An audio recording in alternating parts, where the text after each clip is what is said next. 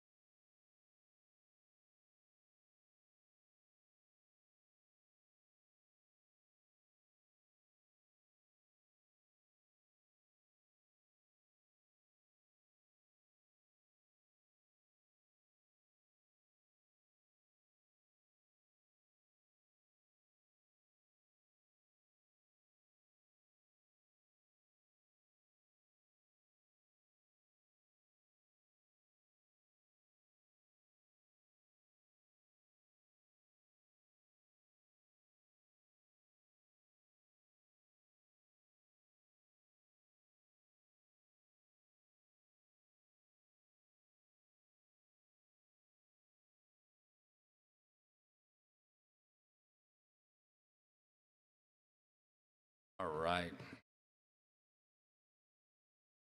Good.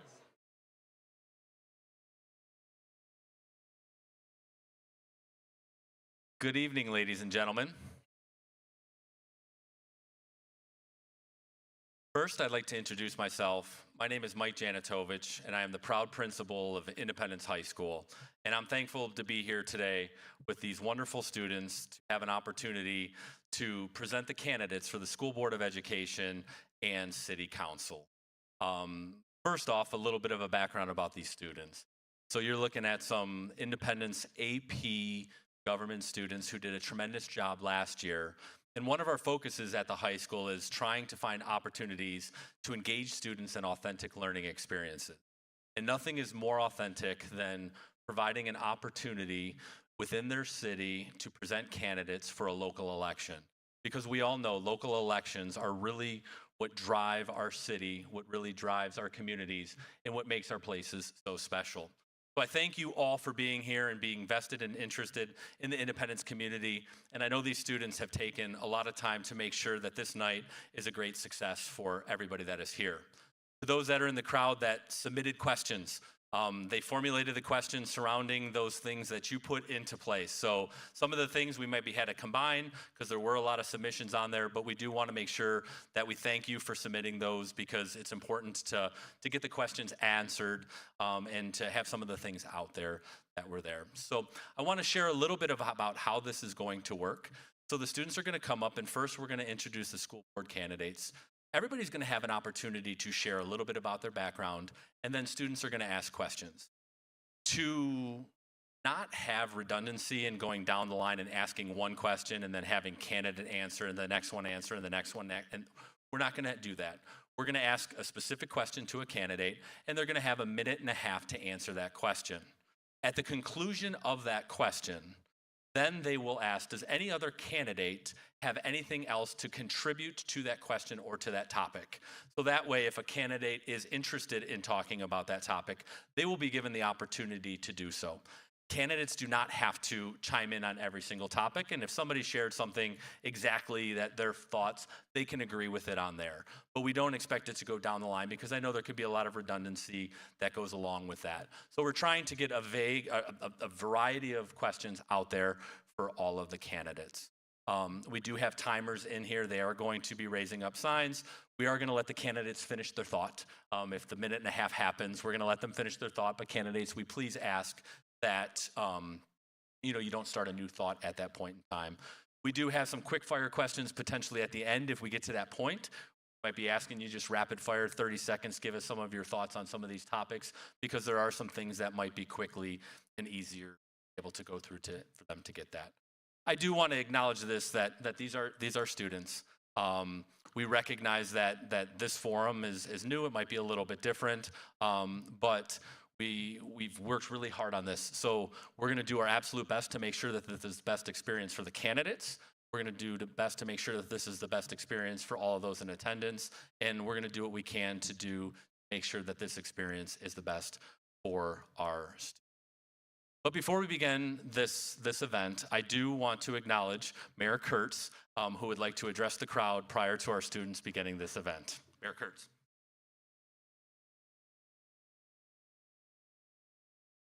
Welcome to the Civic Center, and welcome candidates and candidates for council and the residents. Leadership, I appreciate that. It's great because I just talked about leadership in the very room a week ago when I did the State of the City. I talked about leadership. You are the future. We're excited about you taking charge of this opportunity. Candidates to share and express their thoughts on various subjects. City's not been involved at all other than opening this beautiful facility for you to take charge of the opportunity to express your position and get them to talk about the future of the city, the future of with respect to the schools or the community. It's an important election coming up. I appreciate the fact that everybody's here and you're going to be taking the time to vote because it's really important, because the future is now. If we don't make good decisions and elect the people you elect are your representatives to make decisions for you. We talk about all these different issues of mandatory referral and things like that, but you elect people to lead and to make decisions for you. If you don't like the way they lead, then you move them out. And I've been very fortunate to be able to lead for a couple decades. So good luck to the class. This is a great forum this evening. We thank you on behalf of the community and wish you the best. Thank you. God bless.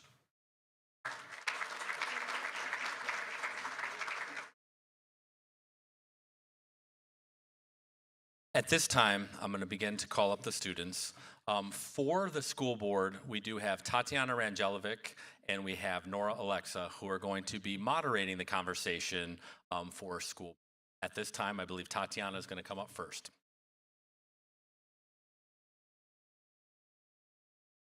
Good evening. Start will ask each of the candidates to share a bit of their background. Starting off, Mr. Fuller, can you tell us a bit about your background? Testing. Yeah, here we go. Thank you. Good evening, everybody. My name is Joseph Moeller.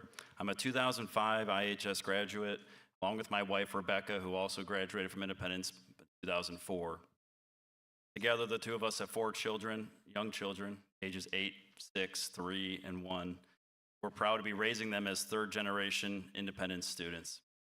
I'm running because I deeply care about our schools and our community. I know firsthand that Independence builds confident, capable students, and I want to make sure that every child continues to have that same strong foundation, not just for school, but for life. Professionally, I'm the Vice President of Business Analytics for Haslam Sports Group, leading a team of specialists that use data to drive smart, efficient decisions and collaboratively optimize operations. Those are skills that I believe translate directly to being a responsible steward of taxpayer dollars while setting up our students for success.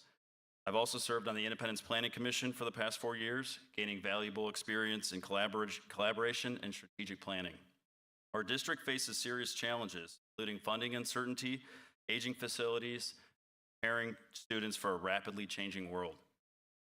My biggest priorities are: 1, fiscal responsibility, smart, transparent use of funds with a student's first mindset; 2, safe, modern facilities that are built with future in mind; 3, student readiness, supporting mental health, STEM studies, the arts, extracurriculars, and career skills. By bringing people together, thinking strategically, and planning responsibly, we can make independent schools stronger than ever for our community and for our students. I'd be honored to earn your trust in your vote November 4th. Thank you. Very much. Peters, would you like to share about yourself? I would, thank you. Everybody, my name is Scott Peters. I am also an Independence graduate of all 3 schools, IHS class of '93. My wife, Rebecca, and I have 3 children. My son, Charlie, is in 8th grade. My daughter, Evie's in 6th, and son, Wes, is in 4th. So I have a great view of kind of all schools, right? So seeing from the beginning till now going into high school. My professional for 20 years, I've worked at Finit as a managing partner and data architect, helping Fortune 500 companies implement financial software. So I work with teams, projects, people around the world, helping them kind of analyze their problems, implement that software, and then deliver success for them. In the community, I'm also very active. So I was the treasurer of the co-op preschool for 5 years. I'm currently the treasurer of the Blue Devil United Soccer Club. I also coach any of maybe your children or your grandchildren. Hopefully everyone had a great experience with me as a coach. I've coached probably 30 teams over the past 10 years. Kids were growing. Lastly, I get to volunteer. When each of my kids were in 2nd grade, I got to go into the classroom every week and help teach. So I taught story problems with them, got to work with them. I volunteered. I was lucky enough to go every week to kind of see them. I would love my why as why I'm running. It's truly, I think I could be a real asset to this, my school board and community. My analytical background, problem solving, financial intelligence, and just love for the community. So thank you.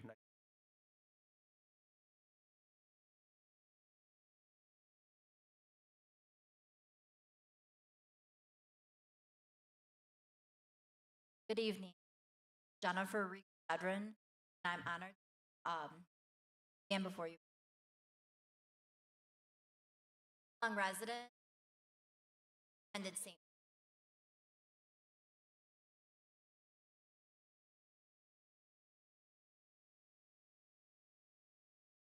Graduated in 2008, doctorate of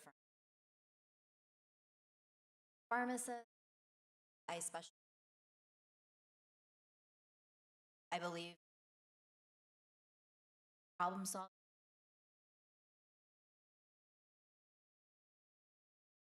And I like to bring my husband and I are now raising our district at IPS. Elected, I help ensure that the caliber matches the classroom. Strong and the decision decades. I'm committed to collaborating.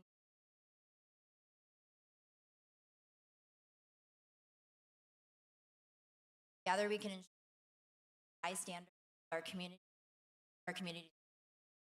not only educate, inspire, not only spend, but wisely, thrive in an ever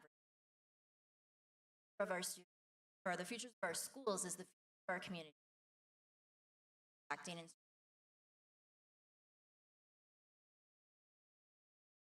Thank you. Your turn to share your background. Thank you. Good evening, everyone. Thank you for the opportunity of being here tonight. I am also an Independence High School graduate of class of 1992. My husband, Eric, and I have raised our 6 children here in Independence, in this wonderful community. Our 4 oldest have graduated from Independence, and we still have one as a senior in high school and also a sophomore.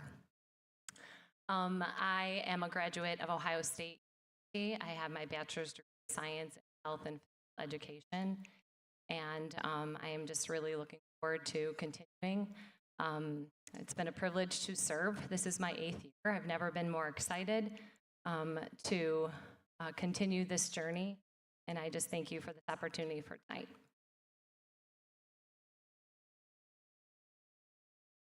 Okay, Virgia, would you like to share a bit about your background? Kathleen Vergia. I also am an alumni. I will continue a friend of Independence High School, class of 1997. My 2 boys are recent graduates, class of 24. I went to Ohio State University and graduated with a bachelor's in chemical engineering. And then I went on, after working for 5 years, to get an MBA from Baldwin Wallace. I currently work at Progressive Insurance, and I manage a team of engineers, and we do projects, in charge of project management across the company. It could be anything from implementing new software to saving costs so that we can keep our trend of growing in pursuit of being number 1 company. My experience with the schools, I have been the past president, vice president, and secretary of the music for 5 years. I was the past secretary of the IHSPT years. I was the past committee secretary of Boy Scout Troop 297 for over a decade, and I have been a past board member of my national sorority, Phi Sigma Rho, for almost 8 years.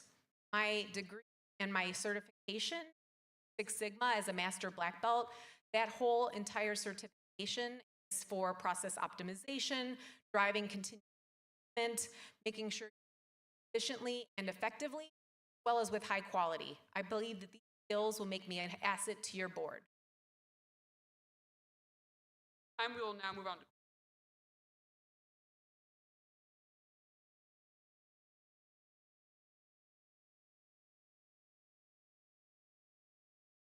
Hello and welcome. All right, our first question is for Ms. Wondering what you have done over the past 1 to 2 years to contribute to the success of ILS.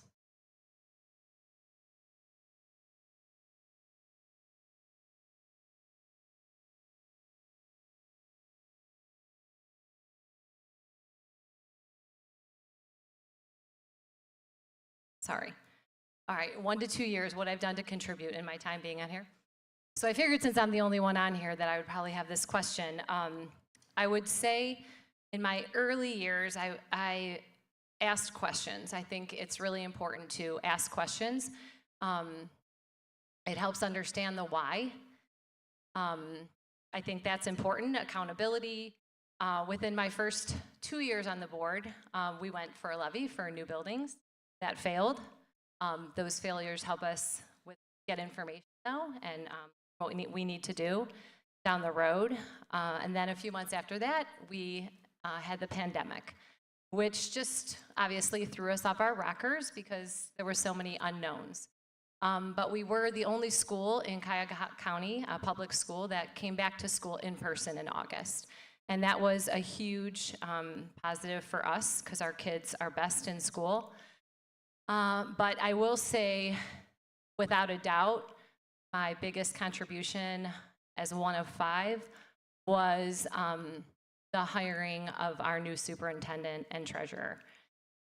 We knew 5-0 that these 2 were the choices for us that we wanted to go forward with, but I can sit here today and say 100% without a doubt that we made the right choices.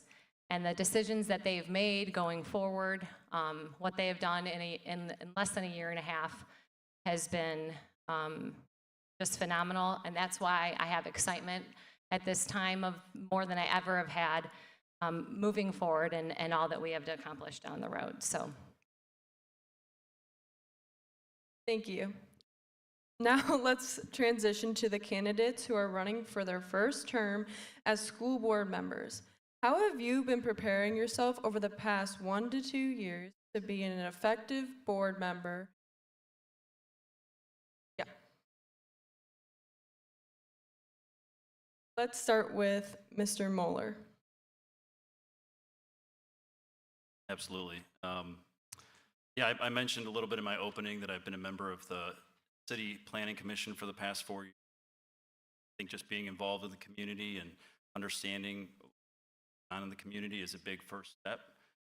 I did mention this in the opening, but the others, I very much volunteer a lot of time in the community, coaching youth sports, just spending time with our children and other children as we're coaching a lot of the teams, and just understanding and working with the other parents, you know, what some of the desires and the challenges that they feel are on the day-to-day within the district. So it's good to just, I think, have an ear to the ground and just understand what the temperature is, the residents, among the parents within the district.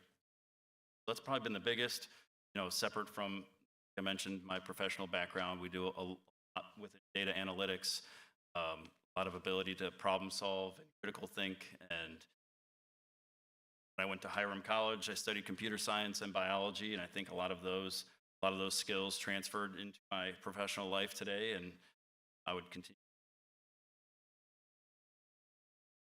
Thank you. Now moving on to Mr. Peters. Same question, I'm assuming? Yes. Everyone's answering. Great. So yeah, I've kind of taken similar approaches, Joe. One is I have been talking to a lot of people and some current board members just to understand what's happening, what's the plan, what's the deal, what are we doing? So just learning what people want, what they're concerned about, what the board is concerned about. I'll echo Carrie's, like, very excited new superintendent and treasurer. With that, I've looked into past numbers. So probably like a lot of you don't go to every school board meeting or know everything that the school board does, or even what the city does. Just don't dive into those finances, those numbers, and see what they are. So I started looking back at some past years, saw some trends that were not great, and started to see this current year a trend turning. And I think that is great news for everybody in this room, and something that I would love to continue to help keep a focus on. Thank you. Thank you. Moving on to Miss Rega Sheridan. Thank you for the.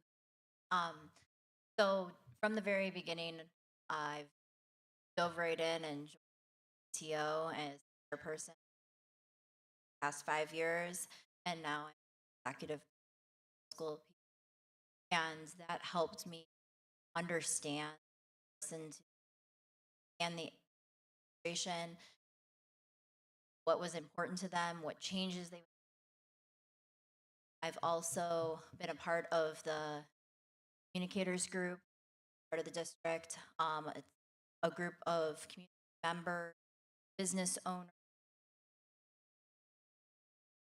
Have to receive education to this, and we talk about what's going on, help educate each other, and then go out into the community, knowledge from this meeting, figure out what our community. I'm also a coach. I coach volleyball for St. Michael's, and all of this experience and communicating with parents, other community members, I wanted to do. So for the past 3 years, I've been attending board meetings, trying to learn more about the process, learn about things that I would like to see. That is why I ran as a school board. Thank you. Moving on to Mrs. Vijay Vergia.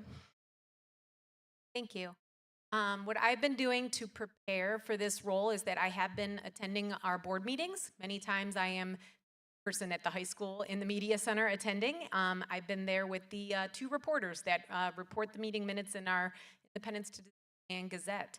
I also spend time, I met with current and past board members for Independence as well as other districts. I've talked to folks in Hudson as well as Brecksville, Broadview Heights, and some of their board members. I have been participating in our Independence Alumni Association, listening to the folks that attend those meetings and participating and understanding what their needs are for the district, as well as those that don't live here anymore but have a strong passion for our legacy as alumni. And then I have obviously, as I mentioned, been highly active at the IHS level. Once I was president as the Music Boosters, that's when I started attending the board meetings. And then I also have spent time most recently reviewing the proposals from our last failed levy and then comparing them to what the current proposals are and what's maybe potentially coming. Understanding maybe why more things failed last time, what we're trying to do differently, how do we steer this in a different direction, and then understanding how do we meet our community needs as well as our school needs. Thank you so much. Moving on to our next question. Moving forward, each question will cover as previously. Going to contribute else you may at the end. Starting off for Mr. Moeller, one of the most important rules for a member is to adopt and revise policies that directs how the school operates. What policy that the Board of Education may currently have that may need to be revised in your opinion? I apologize. I'll restate. One of the most important roles of a school board member is to adopt and revise policies that directs how the school operates. What is the current policy that the Board of Education has they currently need to be revised? Great question. Well, you know, being completely honest with you, I don't know all the policies as being new to the, running for the board, but I know one of the newer ones that came about was cell phone and technology use policies. So I think that's one that it's just such an ever-evolving landscape right now, and parents and children alike want to make sure that they have some sort of contact and connection with their parents and families. There's all sorts of challenges with that, and that's not only here, that's statewide, that's nationally, that's worldwide, right? So I think as the evolution of smartphones and social media and internet connected devices continues to evolve, that's going to be something that needs to naturally be. Anyone else have a thought they would like regarding that question? I would if you don't. So being on the board, many of you, if you've looked at our meeting minutes, we are updating policies by the dozens. It's because it hasn't been done. And this just goes back to our superintendent and what we are trying to do and update all the things that we need to do. They're working tirelessly, but it builds a framework for us, really. It just gives us a way that we can, follow these, our administration can follow. We have something to go by. So I'm appreciative of all the things that they are doing, and updating these policies is much needed. So. Does anyone else have anything else they'd like to regarding that question? Thank you. Moving on, what are the top 3 challenges currently facing our schools? And please give a short just idea of how you would address please give a short idea on how you would address one of them. Thank you. With the time limit, 3 might be tough. Yeah, No, I just kidding. apologize. So 3 challenges, the question that we're facing. 3 off the top of my head. 1, we do have a facilities challenge, if you ask me.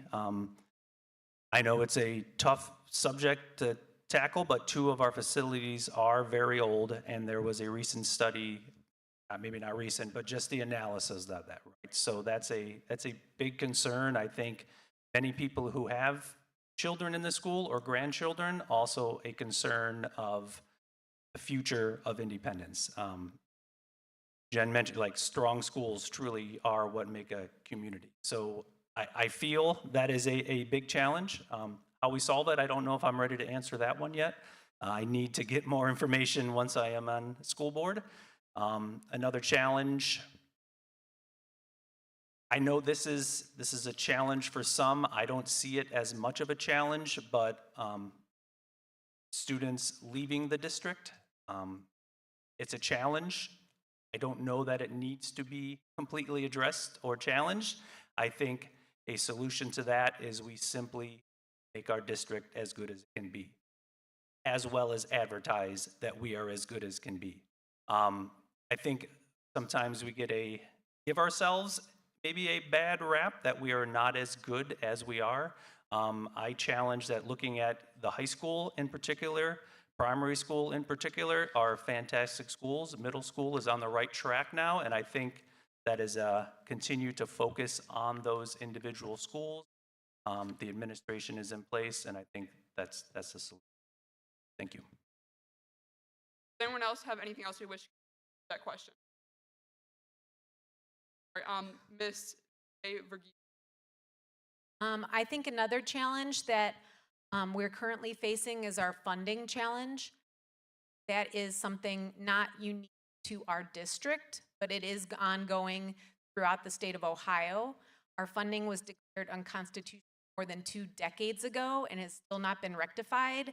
There's many different issues and things that we could do to address some of this. I know our new treasurer with the new superintendent and our board have been working very diligently to understand our current funding levels, what's changing. There's lots changing with the budgeting, the schedule of the budgeting, and I think that they're doing a really proactive job of trying to figure out how we can address this, knowing that the issue and the root cause of the issue really is down in the Capitol. Thank you very much. Is there anyone else? Ms. Riga Shudrin? Thank you. To what Scott Peters spoke of the retention issue.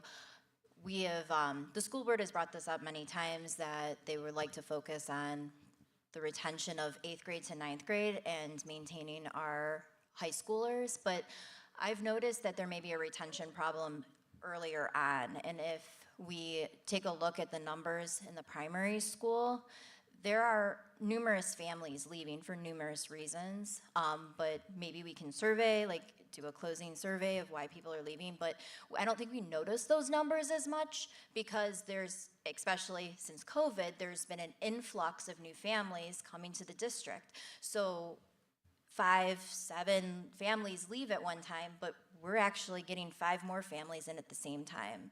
So we can't maybe change why children are leaving for high school because they're a legacy or they offer things we don't offer, like hockey or lacrosse, but why are our elementary families leaving? Thank you. Thank you very much. Does anyone else have anything they wish to contribute? Mr. Moeller? Yeah, just one more thing to add to what the other candidates had already mentioned was busing. Busing is an issue. It's an issue everywhere, trying to find great bus drivers that are willing to contribute and be here. And I mean, it's got to be a reliable form of transportation that we can have to put the safety of our children in the hands of good bus drivers. We have to have a good quantity of them in order to be able to fulfill that as a need and as a service to families. I know there's certainly a lot of families that have other alternatives, but there's also others that don't. So we need to make sure that we're doing everything we can to bridge that for all of our residents and our students. Thank you very much. Is there anything else anyone wants to contribute? All right. Moving on to our next question. Ms. Rega Shidrin, how do you decide which issues to compromise on versus what issues to remain firm on?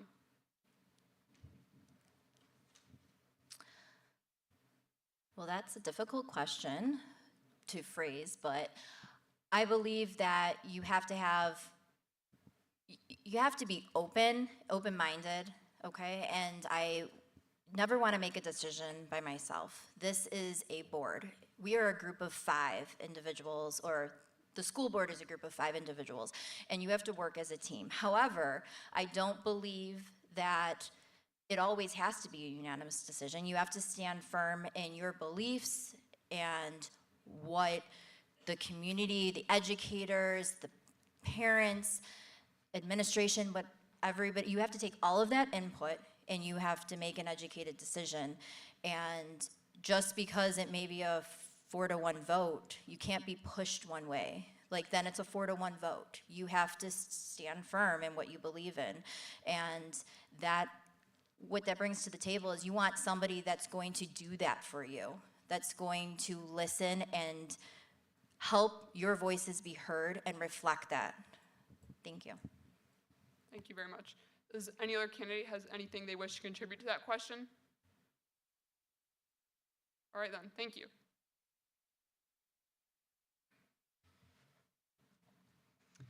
All right.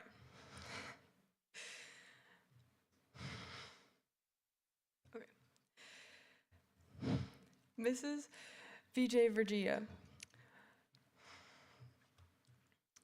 The district has talked about building new schools. What is your perspective on this topic? Thank you for the question. Yes, as I mentioned, as one of the things that I've been doing to prepare for a role in the board has been to review our past proposals and our levies that failed, as well as the current proposals that we've been receiving for potential new build. I do obviously love our schools. I went here and I graduated from here. There's a lot of great memories. My background in chemical engineering and running capital projects also helps me understand how to build something and then also how to maintain it. If you don't do regular capital maintenance, which is large improvements, if there's not the funding to get that done, your buildings will decline to a point where you can no longer reliably keep them operating. We are dangerously close to that point. At this point, looking at the proposals that have been presented to the board, I think at this point it does make sense to consider a new build, just knowing that the capital improvements that should have been done over the last 10 to 15 years weren't necessarily able to be made. Thank you. Would any other candidate like to weigh in on this? Mr. Moeller? I agree with Kathleen. It's really important that we're starting to take a look at what the next chapter means for our facilities. But I do think it's important that as we go down that path, we look at it and evaluate it in the most optimal way as possible. How are we maximizing this, how far those dollars can go, right? Because we understand this is a lot of money that we're talking about, and it is, from all the reports that have come through so far, it is the cheapest of the options versus renovating and band-aiding existing facilities and that solution. But it is still important that even if we go down that path of pushing for a new building, that we do it in the way that's so much financially responsible as much as we can control. Thank you. Would any other candidate? Oh, Mr. Peters. Yeah, just one add-on. I mean, most of us are obviously public school proponents. We're very excited about our schools. I think as a board or a potential board member, it's not just saying we need the greatest and best of a new school and everyone out here pay for it, because that's what our kids need. So it's kind of really thinking like, what do they need? It may not be the gold standard, but it's better than what we have. Let's do it. It may mean how can we get creative in finding financing for this? It may be not just asking voters to pay for everything. What can the city do?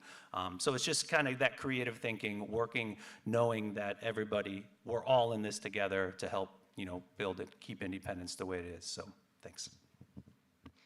Thank you. Mrs. Sears?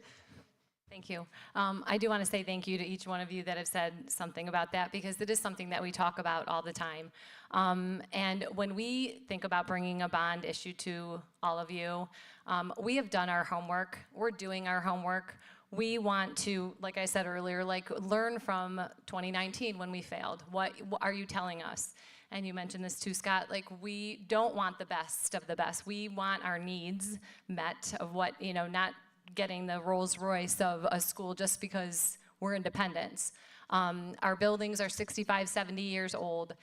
They're larger than what we need. The systems are inefficient, and it is gonna cost less to build new than to renovate. So all I ask is that you keep an open mind as we continue to educate what we are going to do, why we're going to do it, and what we're going to need, and to not come into this with already just saying no. We are trying to turn over every rock to make sure that, you know, we don't burden the taxpayers, you know, to the point of, you know, hurting families. So we are going to do our best to be good stewards of the money that we get, and just ask you to please keep an open mind as we put the information out. Thank you. Thank you. Ms. Rega Sheridan. Thank you. I completely agree with what everybody's saying up here. However, I do want to ask some difficult questions if I get elected to the school board. We here in Independence have a very high rate per pupil that we're receiving from our own taxpayer money in the state. So I'd like to kind of know where the money has gone. And this may not be this administration, the school board, the superintendent, but over the years, why have these improvements not been made? Like, why weren't the buildings maintained? I mean, they are older, so some of it makes sense, but we, compared to other districts, we spend a lot per pupil. So ultimately, the voters are going to decide, but I would like to ask more hard questions. Thank you. Moving on to Mrs. Sears. How do you intend to support and contribute to the students' success when preparing them for college or the workforce? Thank you. So we do have several new counselors in Independence this year. I think it starts with them. I think they lead our kids down the road of what are your interests, what are your strengths, what are you thinking? We have our CVCC, which I feel like is a gem in our district. I have a daughter that graduated last year in EMS and fire, and she started a job right out of high school, working for an ambulance transport, and now she's in paramedic school. And she's not taking the college route. As we know, college is way more expensive than it was when we went to college, and it's not for everyone. And with what homes cost and college costs and student loans, I think having an option of not going to college, maybe what's best for people. So we've got the trades in our CVCC. We have I know we're working on partnerships within our city to do some internships to kind of take kids under their wing. So we are really trying to provide whatever avenue the kids are wanting to take to give them an experience for them to make some decisions. Thank you. Mr. Moeller. Just to add to that, I think the job landscape right now, as we're looking out the next few years, we're on the brink of probably a major shift just from a technological advancement standpoint. I don't have the answers necessarily on that, and I don't think anybody, frankly, does. And I think it's something where 20 years ago, they'd say, well, it's going to be tough to tell what the job market looks like in 20 years. But I think the reality is in 5-10 years, it's going to be drastically different than it probably is today, just given some of the technological advances over the past few years and where that's going. So I think it's really important that we work together collaboratively as a board to really figure out what that means to set our students up for success in the real world. Thank you. Mr. Peters. Great point, Joe, and exactly kind of like what I think we can do not just as a potential board member, but as a community, right? If you look at everyone up here, we have pretty interesting careers, ones that are not doctor, lawyer, whatever, and it's kind of like us as a community bringing that to the schools, showing, hey, this might be a great career path to you, and let's talk about it in middle school as opposed to like your junior year when you're thinking of what do I want to do in college or at CVCC. So just as a community, as parents, as grandparents, as everyone, just kind of let's leverage everybody, help bring that to the schools. Thank you. Ms. Vijay Vergia. I agree with everything that's been said so far. One thing I would like to add is it's also so important to help our students understand what they maybe don't want to go into and what they don't excel in. One of my children, my oldest, he did start at CVCC in a program for engineering and architecture, and after the first year, he realized that was not the program for him. He completely pivoted based on that experience and went into a completely different major and is so thrilled with what he's going into. So I think it's so important to help those students have those hand-on learning experiences. And like Joe said as well, right now, our technology is moving so quickly. My youngest son went to the CVCC for computer programming. He started with almost enough credits as a sophomore. And the things that he thought he wanted to go into, already that landscape has changed, right? Like computer programming is really not really needed as much as it was because of all the AI. What is that going to look like in 3 years when he's graduating? So he's already looking at that at the college level, but how do we start having those discussions and helping our students at the middle and high school level evaluate those things? Thank you. Moving on.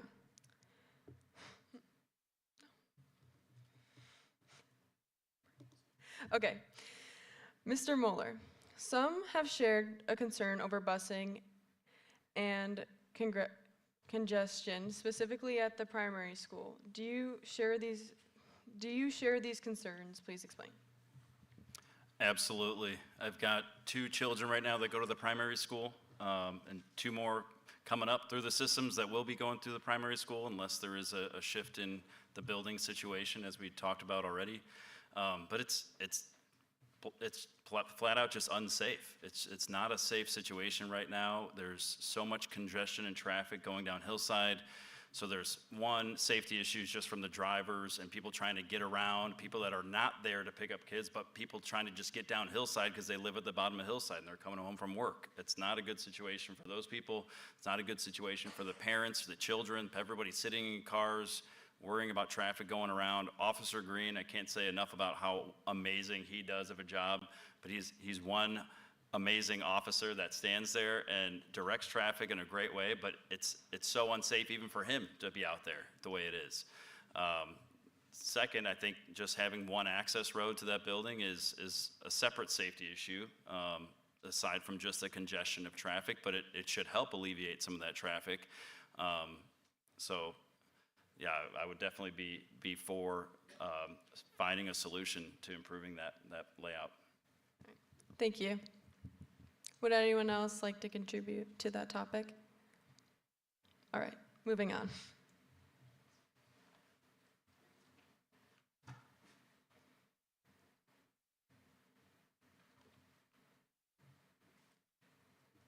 right, Mr. Peters, how do you plan to advocate for public education in your role as a school board member? Excellent question, and I feel like you're tapping my phone or something, because that's all I try to do is advocate for public education.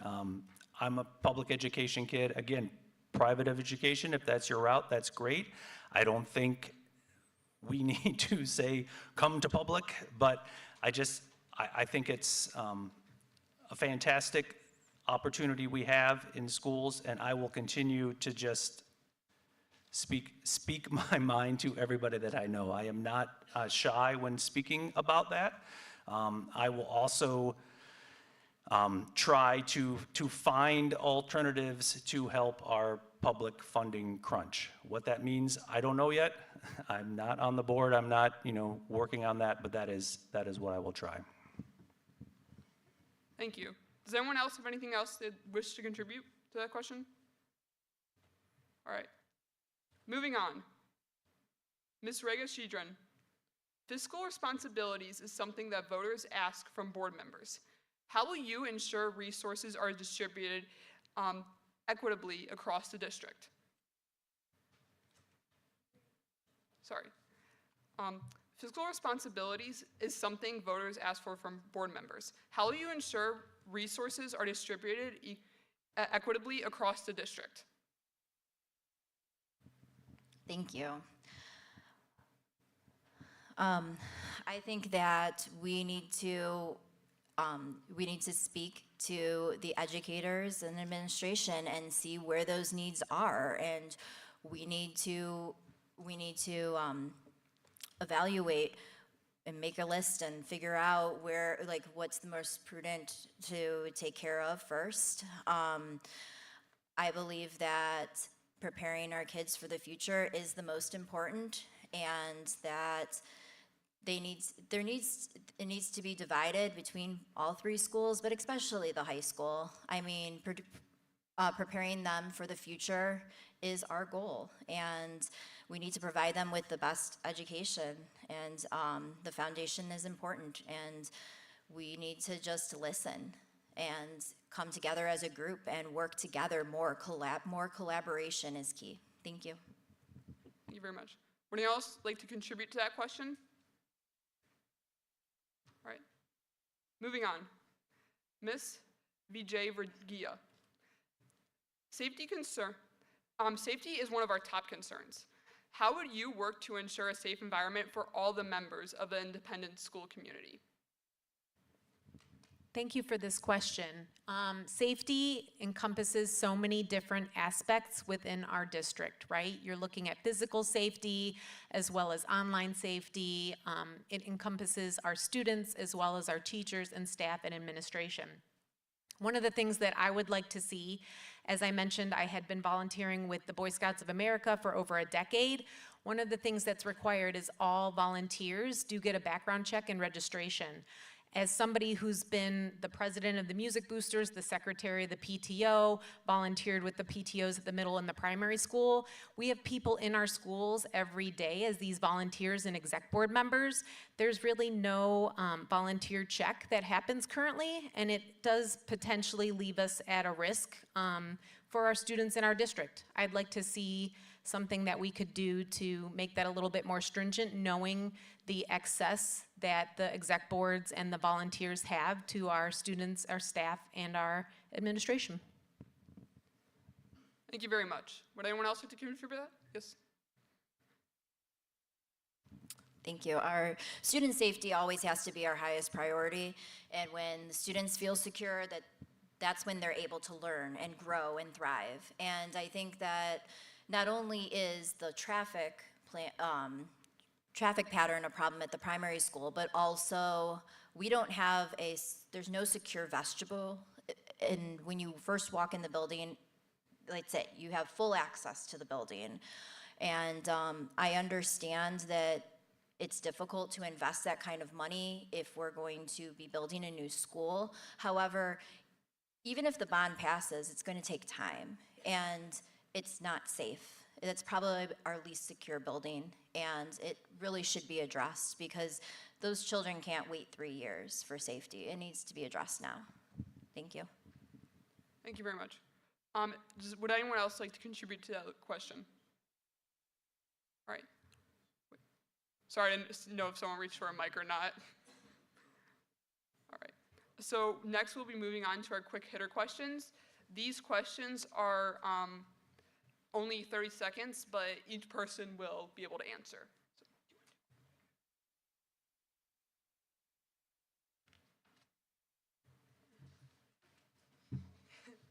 Okay, first question.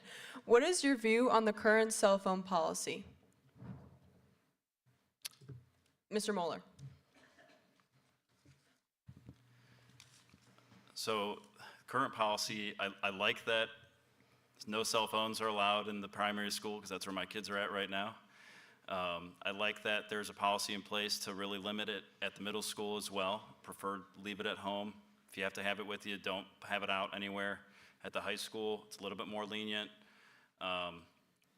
Again, I think this is one where we've got to really continue to keep a pulse on the ever-changing landscape. I think there's a difference between a cell phone, a smartphone, and something that has unfiltered access to the internet and social media. So we need to really make sure we're understanding what those differences are. Thank you. Mr. Peters. Yep, not a whole lot to add other than I do think parents would like to keep in touch at times. So if there's any chance to enhance the policy, I will look into that to say, hey, maybe before lunch, you can check your messages in the middle school, but don't bring your phone out to recess, because I also don't agree with that. So that's kind of where I stand on that. But it's been a great step, I think. Last year, in my middle schooler did not have that. And recess, they're looking at phones. I don't think that's the solution. So great job. Thank you. Mrs. Rega Sheardon. I completely agree. I think the cell phones are a distraction in the classroom, so I support the current policy. However, we have no way of communicating with our children. There's no more payphones, there's no access, so we need to be able to communicate with them because plans do change, and they have more freedom, especially starting at the middle school. One of the problems I see at the middle school is there's no secure place to store these phones. So none of the lockers are locked, so there is no safe place. So maybe that's something we can address, just so that they don't have to have them out, but we can still reach them after school. Thank you. Thank you. Mrs. Sears. Yes, I am happy of our cell phone policy. It's age appropriate per building. I think that we are going to continue to make tweaks through this policy to see how things work. I also think they're distracting. I want my kids talking to other kids and not sitting at a table or in class and looking down at their phone. They need community, they need engagement, and we have access to our secretaries and our teachers through email and phone calls. So I think that is other ways that we can be in touch with administration if there were anything that were to come up. Thank you. Mrs. Mrs. VJ Vergia. I don't have a whole lot to add. I agree with everybody else. I think it is age appropriate. I think especially once you get to the high school level, your cell phone needs to be a tool, right? These folks are gonna go on to careers, to jobs, to college. They need to know when it's appropriate and how to best use it to the best of their ability to give them benefits and value-added options. Thank you. Moving on to the next question. Our next quick hitter is for Miss VJ Vergia. What is the best thing about our schools? The best thing about our schools, I think, is the camaraderie our students have with our teachers and staff. I mean, you can see how much everyone really cares about our students and how much our students care about our teachers and our staff.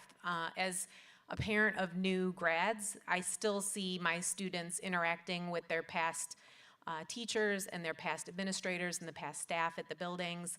Mr. Dave at the primary school was a favorite of my oldest all the way up through high school, and I love the fact that they have that camaraderie. Thank you very much. Ms. Sears, it's your turn for the question. Yes, I do agree. The smallness of our community makes us feel like family. We look out for one another. I appreciate that there's eyes everywhere. I tell my kids there's eyes everywhere. I will find things out. And I appreciate that because we take care of each other. It takes a village. We don't do that as much anymore because of our phones, but I do appreciate the smallness and people looking out and caring for each other. Thank you. Ms. Rega Sheardon? I appreciate our class sizes. I think it individualizes the attention that each child gets, and it gives them the opportunity to even split them up further and focus on their individual needs. I also appreciate our district giving us more opportunities and finding niches and ways that we can, provide gifted programs or special needs and everything they go out of their way to do for us. Thank you. Mr. Peters? I do think the best thing about our schools is our schools, our community. If we lose, and this is me being a public school proponent again, if we lost our schools, I think our community would really suffer. Whether you think it or not, I just feel like that brings us together, watching a football game, cheering for the band, seeing a performance with the drama club, all that. So that was, I think, our best asset is. Thank you very much. Mr. Moeller? I like what everybody said, but I'm going to say the best part about our schools are our passionate staff, because it really starts with our staff and leaders. We've been so fortunate to have incredibly long tenured staff, people that I had as teachers, people that my kids are still having as teachers. We need to do a really good job of making sure we can get new staff as some of our existing staff retire, so that the next people that come in can continue to carry that torch, carry that passion, ignite the students in what their passion is about, so that we can keep moving forward as generations. Thank you very much. And then for our last question, this will also be a quick hitter. Miss Vijay Verghia, what is your best hope for the future of our school district? What is the best hope for the future of our district? I think it is to leverage our relationships within our schools and with our community to make sure that we can be relevant and keep up with the changing times and the technology so that our next generation of students are also well prepared. They go on to have some great careers and they come back to continue to reap the benefits and give back to our community and Independence. Thank you. Next up, Ms. Sears. Could you repeat the question just so I can? She had such a great answer. Oh, absolutely. What is your best hope for the future of our school district? Oh, my best hope is just to continue this trajectory that we're on right now with our new administration. We had 18 new staff members added this year. As you said, Joey, that, to continue that legacy of our veteran and amazing teachers, but that our kids just come together and get what they need, achieve the academic excellence that we will provide for them, and go out into the world and come back to Independence. Thank you very much. Ms. Rega Shidran. I want to ensure that our schools remain strong and efficient, and my hope for the future is that with our new curriculum implementation, that this takes us back to the top 20 in Northeast Ohio. I feel that the new curriculum is going to make us soar in the right direction and just make us stronger. Thank you. Thank you. Mr. Peters. Yeah, I echo that. I think we are on the right trajectory. I think it's continuing that path, right? So everyone sees school ratings come out. I know they're not the be-all, end-all of everything, but there is no reason that us as school board candidates on the board, you as citizens, should have a top-notch school. And that's my hope for the future, as well as to continue paying off bonds early. That's fantastic. Let's keep doing that, and that will lead to great new schools as well. Thank you very much. And Mr. Mueller. My hope for the future is really just continued strong community and school collaboration. And by community, that's not just the city, that's all of you, that's the residents. You're all very much a part of this. This school can't thrive without the residents. It's just such an important collaboration. And that's what's really going to bring success, not only to the schools, but also back to the community as well. Thank you all very much.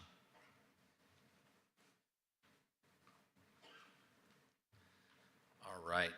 Thank you to the candidates of the Board of Education for being here tonight, for answering the questions, for elaborating on and showing how important this is for not only our students, but our schools, but the entire Independence community. At this time, we're going to make the transition from the school board to the city council candidates. So we're going to have a little bit of a break, but then we'll come back and we'll begin the second part of this program very shortly here. Thank you.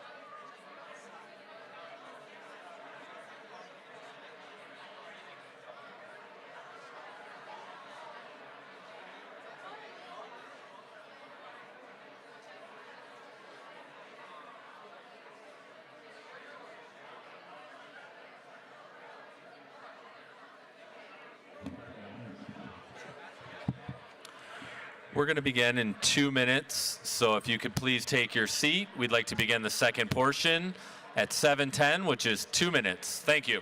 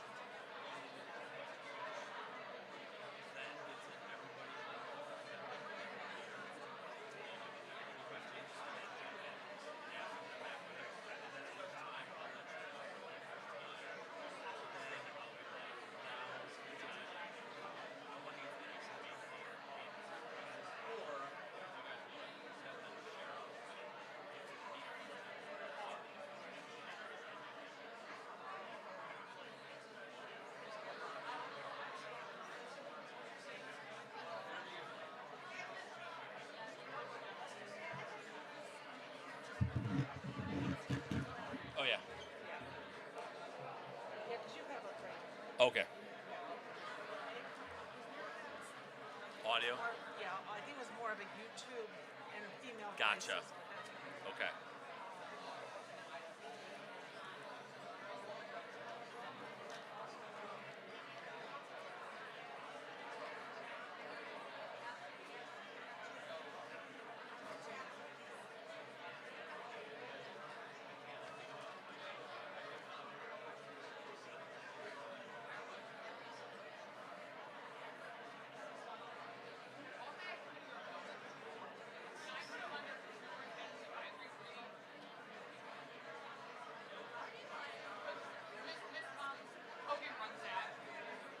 I like that. Yep. Yes.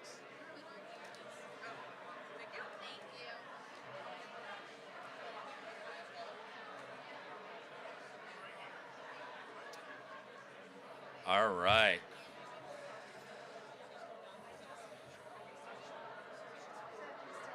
Yes.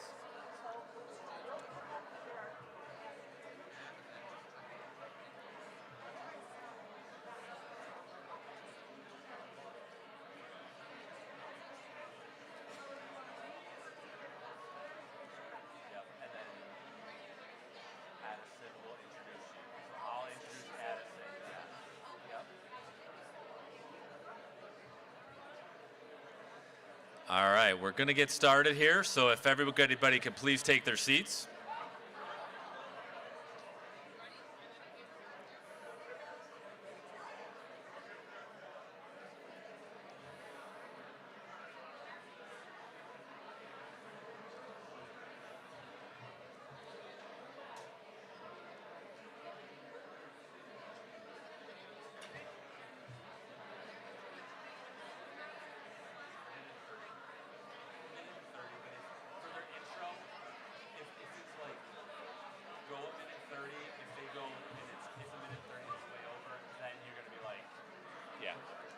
Okay.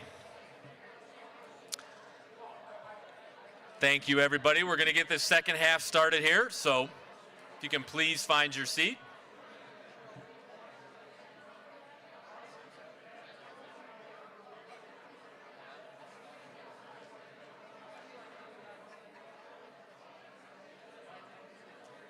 Huh? All right. Part 2. So, can everybody hear me, ladies and gentlemen? Mr. McGinnis?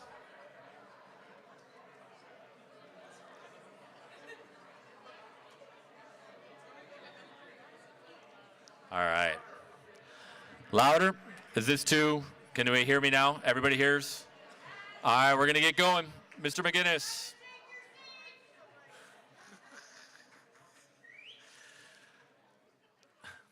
This microphone isn't the same as the microphone in the auditorium. When you talk, it just boom reverberates. So First and foremost, thank you to everybody that has stayed for the second portion of this, where we have our city council candidates up here for their portion of this evening. Again, we have two students with us that are going to be moderating the conversation with the questions that they have. We have Grady and we have Matthew up here who are going to do a tremendous job going through the process. Very similar format. Again, we took the questions that were submitted. They formulated questions. The candidates did submit bios, so Matt and Grady did create some individual questions in the get to know you portion based off of some of the things, so you can get to know them as well. We will have the opportunity for all candidates, when it is an all candidate question, to be able to respond to the other candidates. I think that's a great opportunity to be able to share all sides and all perspectives to be able to be heard in this evening. Again, for those of you that weren't here for my initial introduction, these are students here, and I do 100% recognize that this might not be 100% perfect, but we have students that completed AP Government at a very high level that now are taking that learning to that next level and actually implementing it in a real life situation with real life candidates that are going to be making a huge impact on the city of Independence. So before we begin, we do have two candidates that are not here, both of which were very disappointed that they were not able to make it. They had prior engagements, but we do feel it's important that those candidates are recognized and that their biographies are shared. So at this time, I'm going to call up Addison Kohler, who is going to be sharing a biological background on Kevin Day.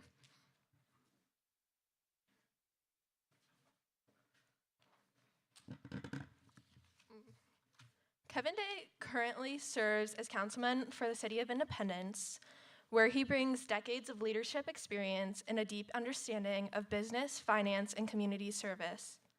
Mr. Day retired from the Western Reserve Group, where he held the roles of president, CEO, and chairman of the board. Under his leadership, the organization strengthened its financial position and expanded its reputation for stability, integrity in the insurance industry. He is a proud graduate of Ashland University, earning a bachelor's degree in Science and Business Administration with a majors in Accounting and Finance and a minor in Marketing. His strong financial background continues to serve the community today through his role as chair of the Finance Committee on Independence City Council. Beyond his work in Independence, Mr. Day has demonstrated a consistent leadership across Ohio. He has served as chair of the Ohio Insurance Institute, chair of the Worcester Area Chamber of Commerce, chair of the Holy Name Advisory Board, and chair of the Board of Zoning Adjustment. Through his extensive professional and civic experience, Kevin Day has shown a lifelong commitment to responsible leadership, fiscal accountability, and community growth, values he continues to bring to the residents of Independence. Next, I would like to introduce Melina Rodriguez, speaking for Stephanie Rodriguez.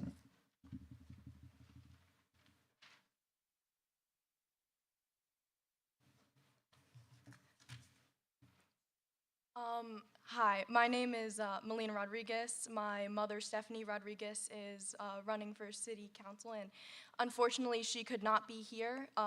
She is currently at a continuing education conference out of town with my father. And she wrote her bio in the first person, so I will be speaking as if I am her. Please forgive me if I stutter. I am very, very nervous. Dear students, parents, administrators, city officials, and residents, thank you for the opportunity to tell you about myself and why I'm running for city council. I'm sorry I can't be here tonight, but as many of you know, learning continues well beyond high school and college. I had committed to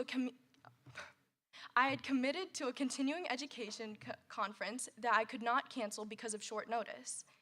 This event promises to be informative. My hope is that it will inspire students to consider running for public office in the future. My name is Stephanie Rodriguez. I live at 6922 Brookside Road. I am a candidate for Independence City Council. I had the honor and privilege of serving our country's veterans for several years as a clinical pharmacist with the Department of Veterans Affairs. My husband and I are raising our 4 children in this wonderful community going on 12 years. Gabrielle, class of 2024, attends The Ohio State University. Angelo, class of 2025, is at Kent State. Melina, my favorite child, is a junior. And Sophia is a sophomore at IHS. I graduated from Streetsboro High School, class of 1991. I received my bachelor's degree from the University of Akron in 1995 and completed a pharmacy degree from The Ohio State University, class of 1998. And I received my pharmacy license in 1998. I am well known among school-aged families in the community. I have served on several PTO committees at all levels, volunteered at countless events over the years, and currently serve as the treasurer for the Independence Athletic Boosters. As my children represent the 3rd generation of Independence residents in our family, I am strongly committed to maintaining Independence as an outstanding community in which to live, learn, work, and raise a family. I want to hear from the valued residents of this fine city. The issues, concerns, hopes, and desires of the residents should echo in City Hall. I want to be that voice for you. As a homemaker, I practice fiscal responsibility at home. I want to bring this practical approach to the city. If I'm elected, I will prioritize enhancing infrastructure, promoting economic development, supporting high-quality education for our children, advocating for public safety, caring for seniors, and preserving the small-town charm that makes Independence so special. I am not a politician, I am one of you, one that has a love for the city and its citizens. I believe that government should be created by the people, represent them, and serve everyone's interests. That is why I humbly ask for your vote this November for Independence City Council. Thank you.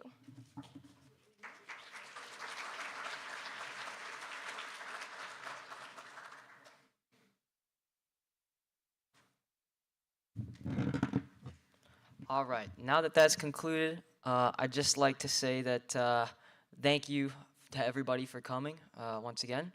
And before we begin asking all of the questions to each of the candidates, we're just going to get a quick background from each of them. So why don't we begin with Matthew Bankner? Would you like to give yours?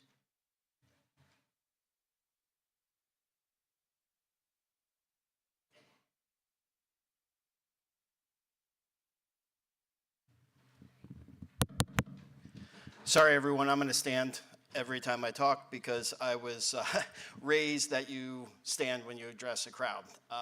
My deceased mother would come back and haunt me if she saw me sitting. So I will be standing, as Anthony found out the last time. My name is Matthew Bankner. I'm running for City Council. One of the reasons I'm running for City Council is because I believe in this town. I'm not originally from here. I'm one of the few, maybe the first one that's not from here. I moved here with my wife, who graduated in 1992 from Independence High School. She wanted to move back here after we lived in Old Brooklyn, so we have lived here for 10 years with our daughter, who currently is a sophomore at the high school. One of the reasons I'm running is because I was raised to know right from wrong, and I was raised that if you see something wrong, you do something about it.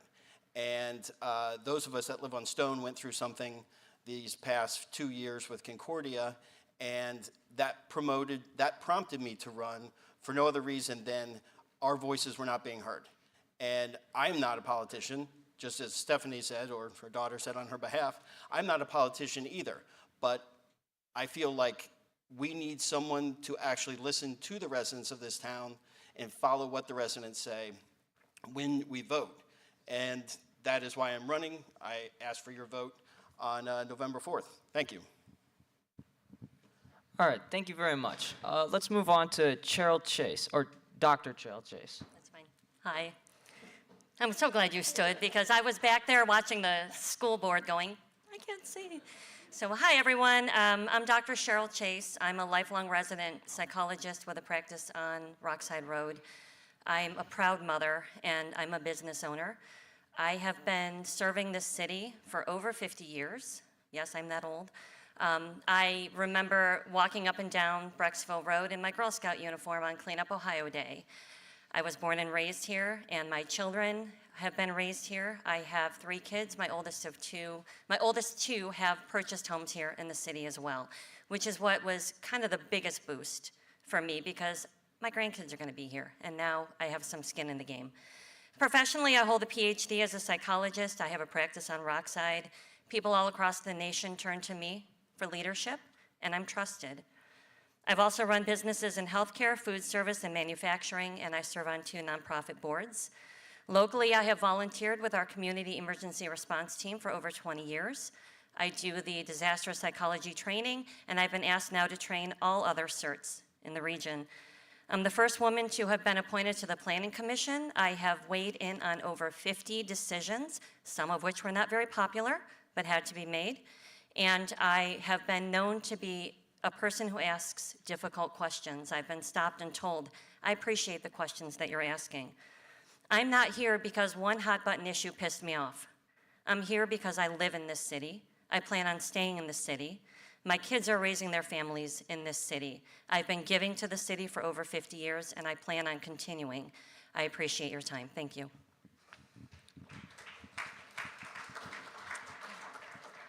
Thank you very much. All right. Rebecca Somnitz, please. Hi, thank you very much. My name's Rebecca Somnitz, and I'm excited to be running for City Council for the first time.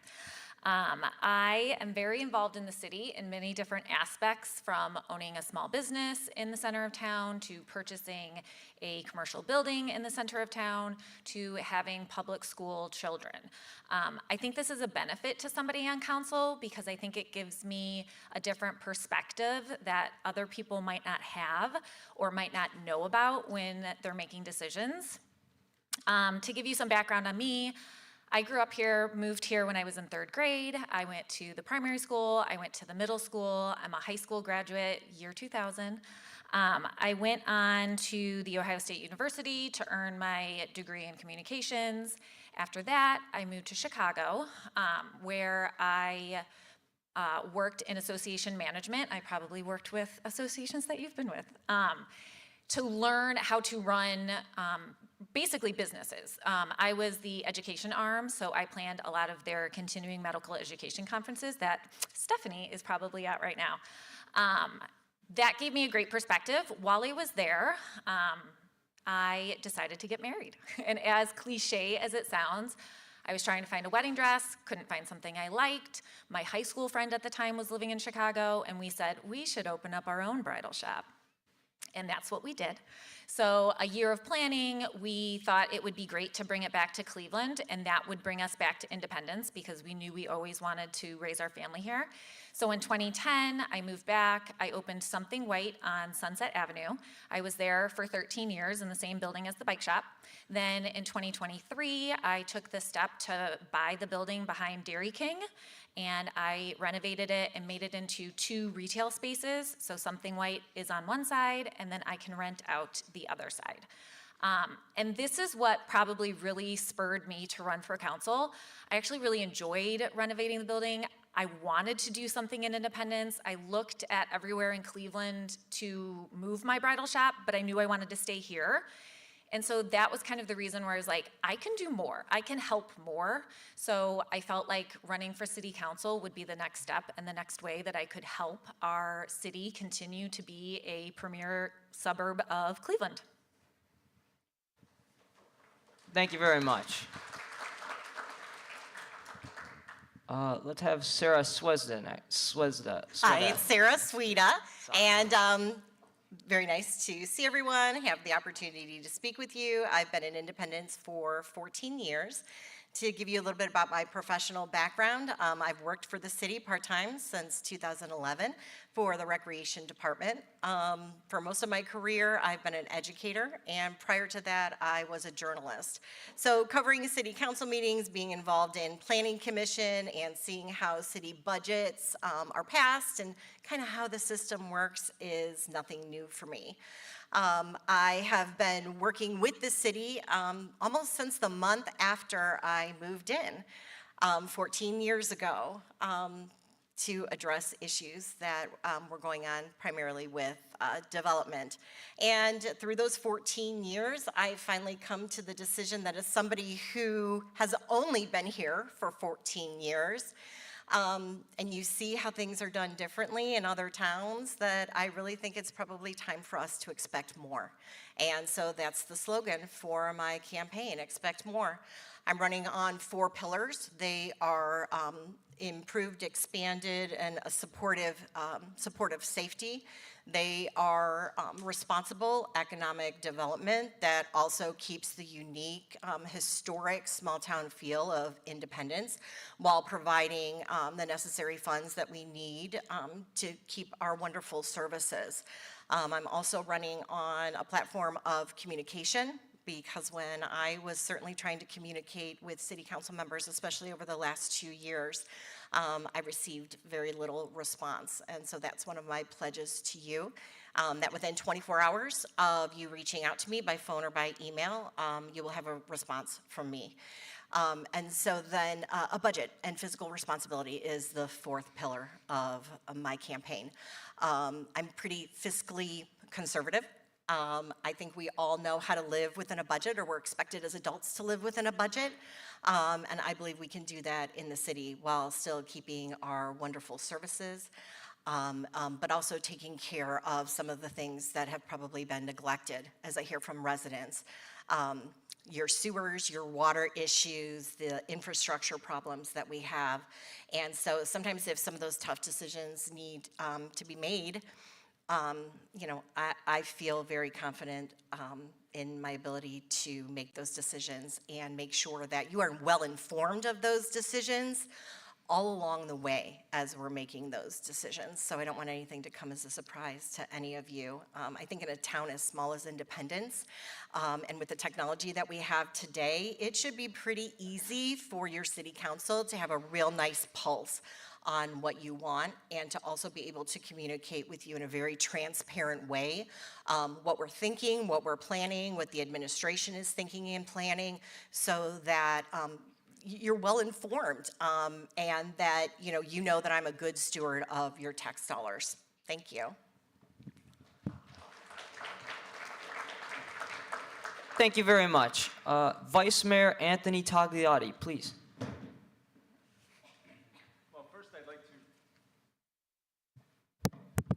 First, I'd like to thank everyone for taking time out of their busy evening to come here and learn about all of your candidates and really engage with local government.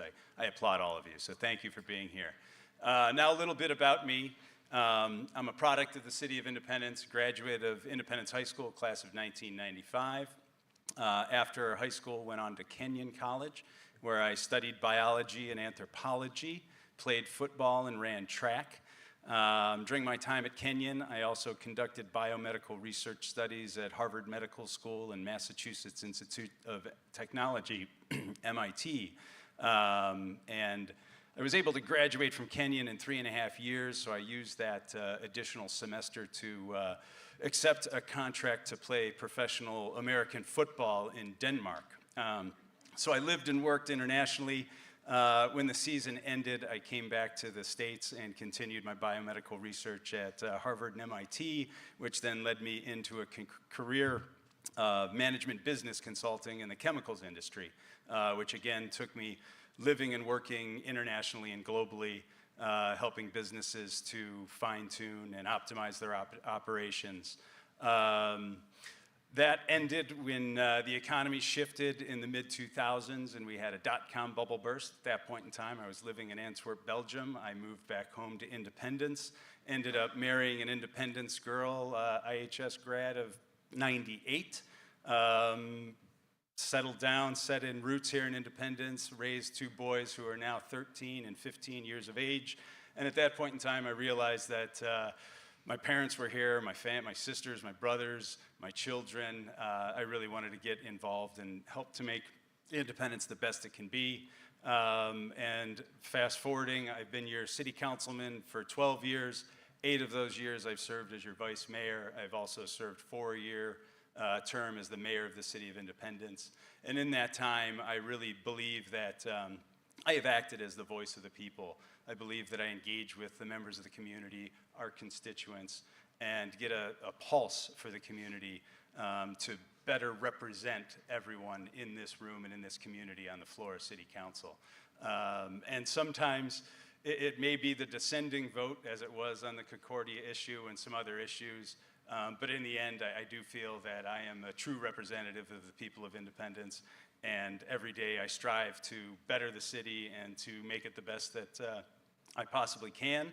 And with that experience with the City of Independence, my background in science and business, I ask you for your vote on November 4th because I think I'm a great candidate. Thank you.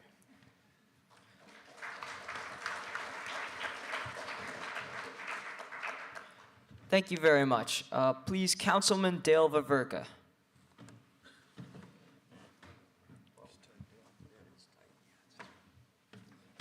Very good. Well, first of all, I want to thank the high school, especially the students and the principal, and I hear that Mr. McGinnis was also involved in setting this up.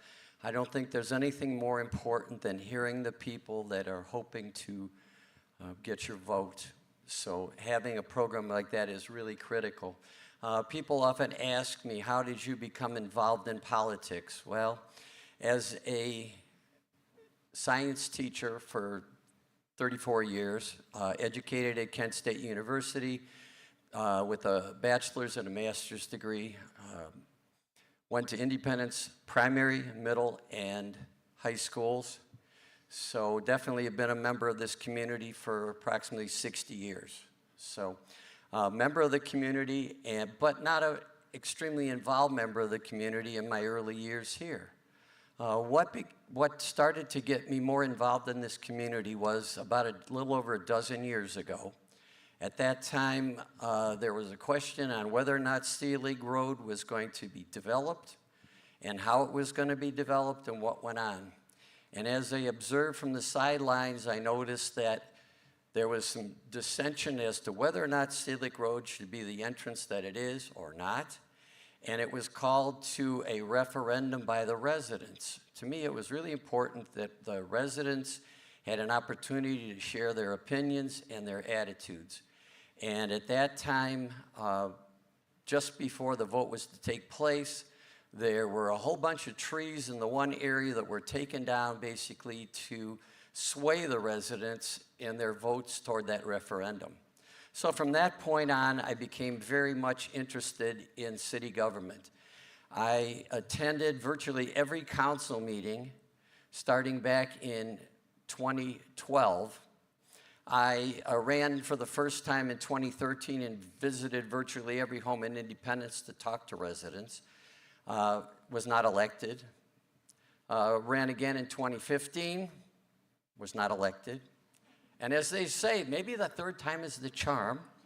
So I ran in 2017 saying, well, if they don't want me.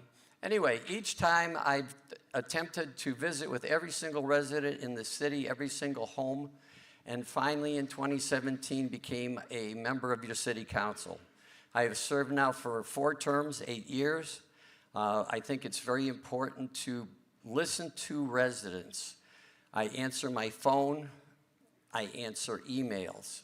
I try to be as responsive as I can to residents, and I try to best represent what I believe the residents want. Sometimes that puts me in a position where I'm, as they say, fighting City Hall because the presentation, the item, the ordinance is one that I don't think is in the best interest of the residents.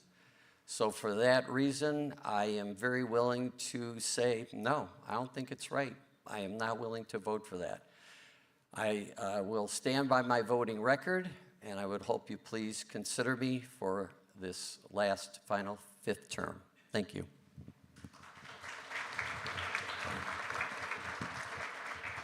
And finally, Councilman Chris Walchanowicz. Hi, everyone. Thanks for being here. I'm finishing out my 6th year. When I initially ran in 19, I ran on safety for our community. At the time, Mayor Tagliotti was in, so I spoke with him. I spoke to candidate Mayor Kurtz, because I had a lot of issues with what was going on Rockside Road. I wasn't fond of the current police chief that we had at the time. So when I first ran, it was all about the safety for our community and our residents and our workforce and the people that come here to work every day.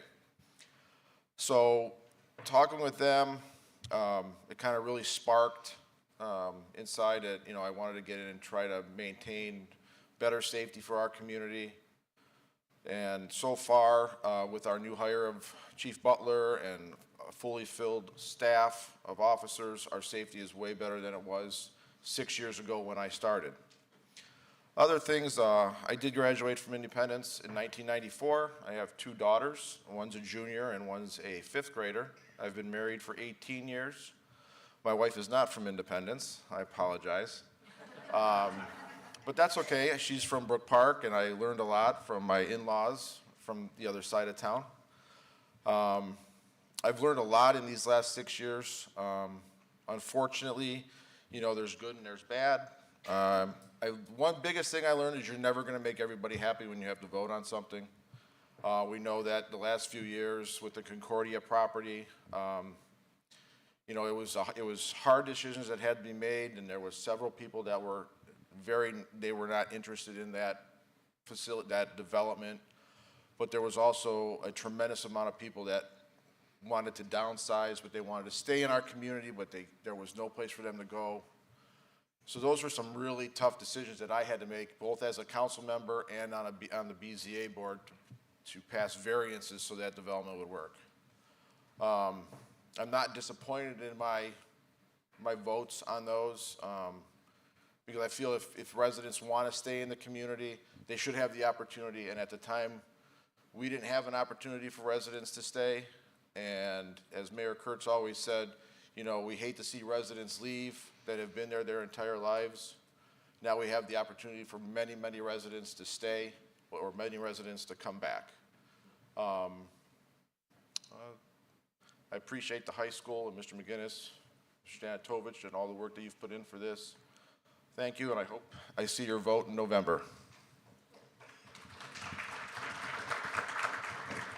Once again, thank you very much to all the candidates for sharing your backgrounds. We'll now begin the questions.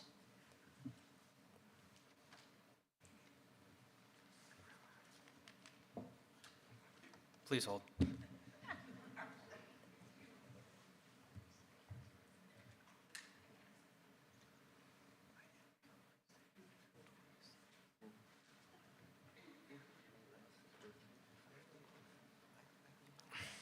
Hello, my name is Matthew Shamblin.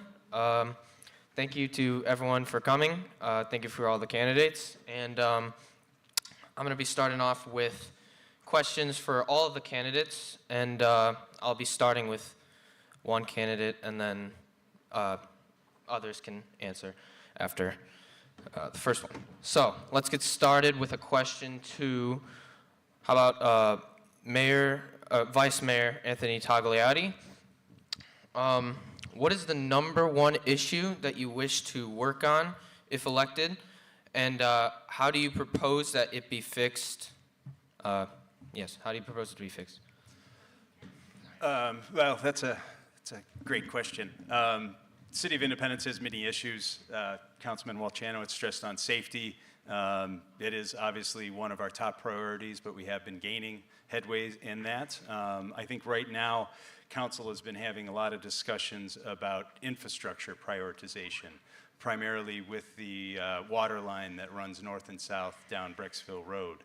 That water line is 99 years old, and I believe it broke 7 times this year, is what I was told, which, when you're living in an upscale community like Independence, is simply unacceptable. There's 87 homes that are connected with lead connections up and down Brecksville Road. So 87 of our homeowners are drinking from water that comes through lead lines. Again, I believe that is unacceptable in the City of Independence. So I view that as our #1 top priority. Council has agreed amongst itself to prioritize that issue.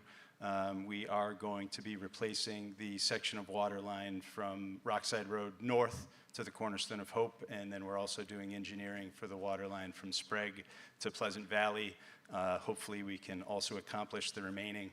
It's an incredibly expensive undertaking, something that we should have been budgeting for decades. Unfortunately, we did not, so now we have to make up the time and get it done to ensure that the quality of life does not suffer for the residents of Independence. Thank you very much. Do any of the other candidates have anything they want to add to the question of the #1 issue that they would like fixed? Or, oh, yes, Councilman Viverka. The importance of infrastructure is indeed a high priority. Obviously, being the chairman of the Utilities Committee, we have fought hard to make sure that we focus on those concerns. The piece that goes along hand in hand with that is the income that the community receives has only increased slightly over past years, but the investment in infrastructure has not moved in the way that would continue to make our community a successful one. We continue to spend more money on employees. We spend money on other items that are not as critical as the infrastructure. And to me, one of the biggest pieces of the puzzle is, as we focus on our plan for 2026, our 5-year plan, all of these items are critical as we focus on maintaining the sewer lines, the water mains, and the roadways in the community. Thank you very much. Oh, yes, Rebecca, wait, sorry. Somnitz. Somnus, You got sorry. it. I wanted to get it right, I'm sorry. No, you're Rebecca fine. Somnus. So yes, I agree. Infrastructure is huge, but I think we have to think beyond just repairing that water line. I think we also have to think, what are the other items that we want to get done? Personally, I live on Chestnut, and I know people who live on Brecksville Road and Chestnut know about the cars that are running up and down at all hours of night. It's kind of like a drag race. So I feel like if we're going to be ripping up those roads, what is the best way that we can put them back together? What way can we make cars slow down? Because just asking them to slow down is not working. Does that mean we should put in roundabouts? Does that mean that we put in some other feature? And I also think that if we're going to do infrastructure on 21, it also is going to tie into what we want to do for the center of town. I know that's a hot button item, and obviously one that's close to my heart since I live in the center of town and work in the center of town, and I have a building in the center of town. So I think we have to look at all these things at once and not just say we need to repair the water line, but what does that mean for all the other things? Thank you very much. Oh, yes, Cheryl Chase. Thank you. So, yes, safety. Yes, infrastructure.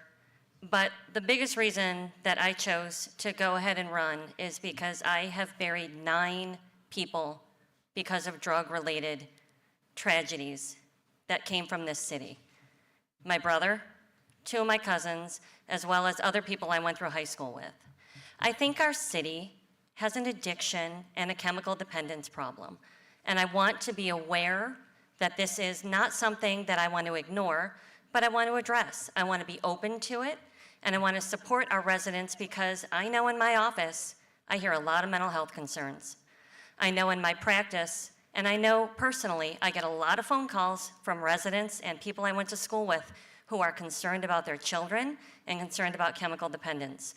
So absolutely infrastructure, absolutely safety. My son is a police officer, and I back everything our city wants to do safety-wise. But I'm also very concerned about the mental health in our community. I also want to say that I adhered to the 90-second thing at the beginning, so if you want to know more about me, email me, CherylChase@outlook.com, and I have packets in the back that can tell you more about me. I didn't go into my background because I follow the rules. Thank you. Thank you. Matthew Benkner. Thank you. Mama Benkner would have been very proud of everyone at this table for standing. I think something that ties not only infrastructure but safety plus economic growth is Rockside Road. I think Rockside Road desperately needs attention. There are a bunch of half-empty buildings that are almost relics of a time gone by. Those businesses are not coming back. Those were office jobs that are either being done remote or just don't exist anymore. Those buildings are standing there half-empty, and we all know about the problems in the hotels. We need some focus on Rockside because Rockside gone unchecked. We have low taxes that won't continue if Rockside isn't addressed. We need to clear half those buildings, move them into the other half, and bring in something regional, something that attracts people. Let's face it, we Independence people, we're not going to shop at a Crocker Park if it's here. We don't want that here. But if it's a regional, something bigger, Bass Pro Shop, something big that brings people from all over Northeast Ohio, that can actually do a lot for our taxes if we have something like that on Rockside Road as opposed to buildings that aren't really doing much right now. So I think Rockside Road ties all of those things together. Thank you very much. We'll be asking now what potential future developments for the city and the center of town do any of the candidates have in mind? And we're going to start with, how about Sarah Sweda? Yeah, Sweda. Thank you. Am I on now? Yes, I am. It's Sweda, but that's okay. I know it's a toughie. So the future development in the center of town is actually part of my economic development pillar that I'm running on. And so I think we have a lot of different opportunities. I think that from what I hear from residents, we would like to see something that is a vibrant, dynamic, mixed-use space. And so what does that include? So the CVS is almost at capacity. We're having the CVS space that we're still working with. Some of the empty storefronts, the city owns quite a few of those buildings, and so we have an opportunity there to decide what we're going to do with them. Are they going to be office? Are they going to be retail? Are we going to even keep them there still? Or are we going to do something else with them to open up that space more? And then that opens up that space from where we're running across Stone Road to the middle school property and then into the CVS space. So right now there's a lot of green space there, and then it's broken up by a parking lot and CVS and retail and 2 more retail spots. And so there have been plenty of plans that have been passed around. I'm not sure how much resident input there has been about this. And I would certainly like to see, unlike some of the other building plans that have happened, for there to be multiple plans in place, multiple plans presented to residents so we can, all make an informed decision. Thank you very much. Do any of the other candidates have a response? Yes, Rebecca Somnus. Did you see me shoot my arm up? Because I've got lots of things. So I think the center of town is really interesting for a lot of reasons. We obviously need to do something with it, but I think we have to carefully do something with it. I don't think that Independence is meant to ever have a Pinecrest or a Crocker Park. I think it needs to be done carefully so that it retains its charm. We did a study in 2015 with Fairmont Partners, and I do think, if you were around then, that I do think that they asked a lot of input. I know that I went to every single meeting, and they provided a very in-depth analysis of what we should do and the things we need to do and what it could look like. I think something that would be really interesting is Fairmont didn't work out because a developer didn't come in, and I don't know if a developer is for Independence. Is there a different way to go about revitalizing the center of town? With the Cavs facility, we do something called a ground lease where we own the land and they came in and built their property. We still get tax benefits from it.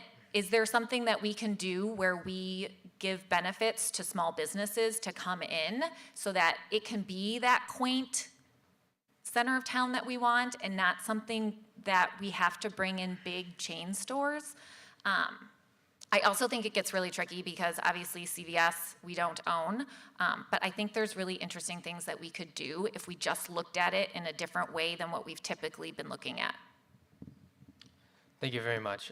Yes, Cheryl Chase. I think part of our planning for the center of town has to take into consideration the safety forces flying through downtown. Who is going to want to develop up there when, on the regular, our safety forces have to go through the center of town? So anything that happens in the center of town is going to be attractive to someone after we figure out how to get our safety forces safely on the Rockside and back home. Thank you very much. Yes, Chris Welchanowicz. So I have to say, over the past 5 years, Jessica Heiser, our economic developer, and her department has worked tirelessly to bring new businesses in on Rockside Road. Not every business that wants to come is a perfect fit, so we have to really monitor who and what types of companies come here. I agree with, a mall and shopping. We need more of a, light industrial, a lab like Row Industries on Pleasant Valley. And with the center of town, we are in talks with St. Michael's Church and the Catholic Diocese to try to sprucing up the east side of the square to make it more presentable, to fix up the parking lot for, residents that use the barber shop. We don't, residents that go to St. Michael's that have to cross the street to park by CVS, we want to make that more feasible for them. And with all that being said, it would, start to really sprucing up the center of town to be more attractive for developers to come in. Thank you. Do any of the other candidates have anything for that question? No? Okay. Thank you very much.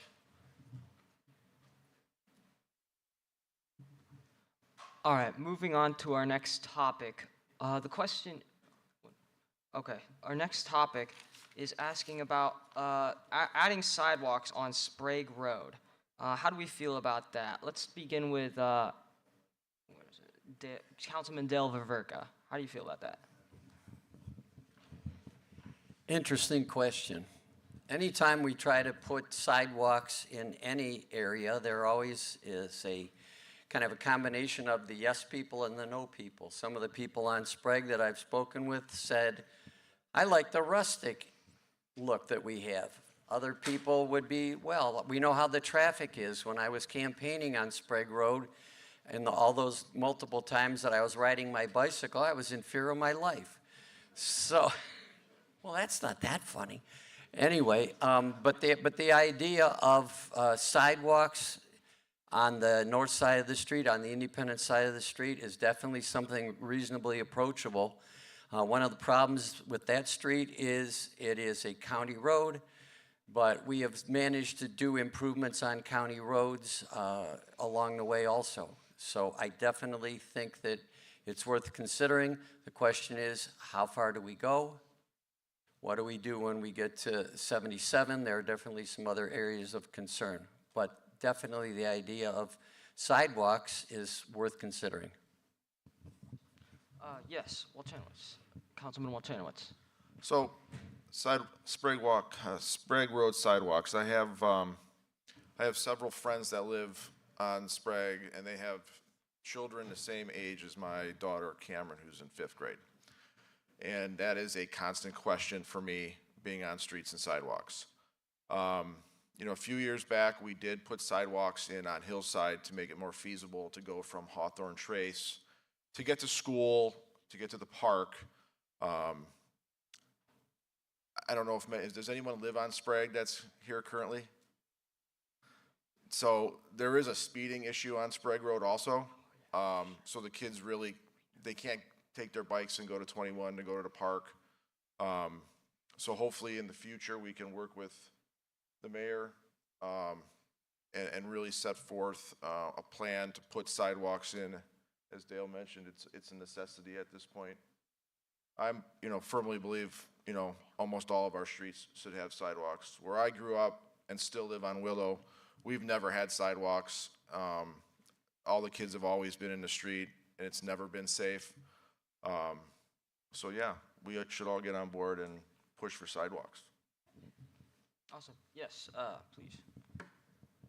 Rebecca Smith. I'll just add that I don't know if you guys read Cleveland Magazine or if you read anything about the suburbs that are around Cleveland, but I do, because I like to know what's going on in other cities. And Bay Village, they were just, the third best suburb in Cleveland, voted by Cleveland Magazine, and they have 100% of sidewalks.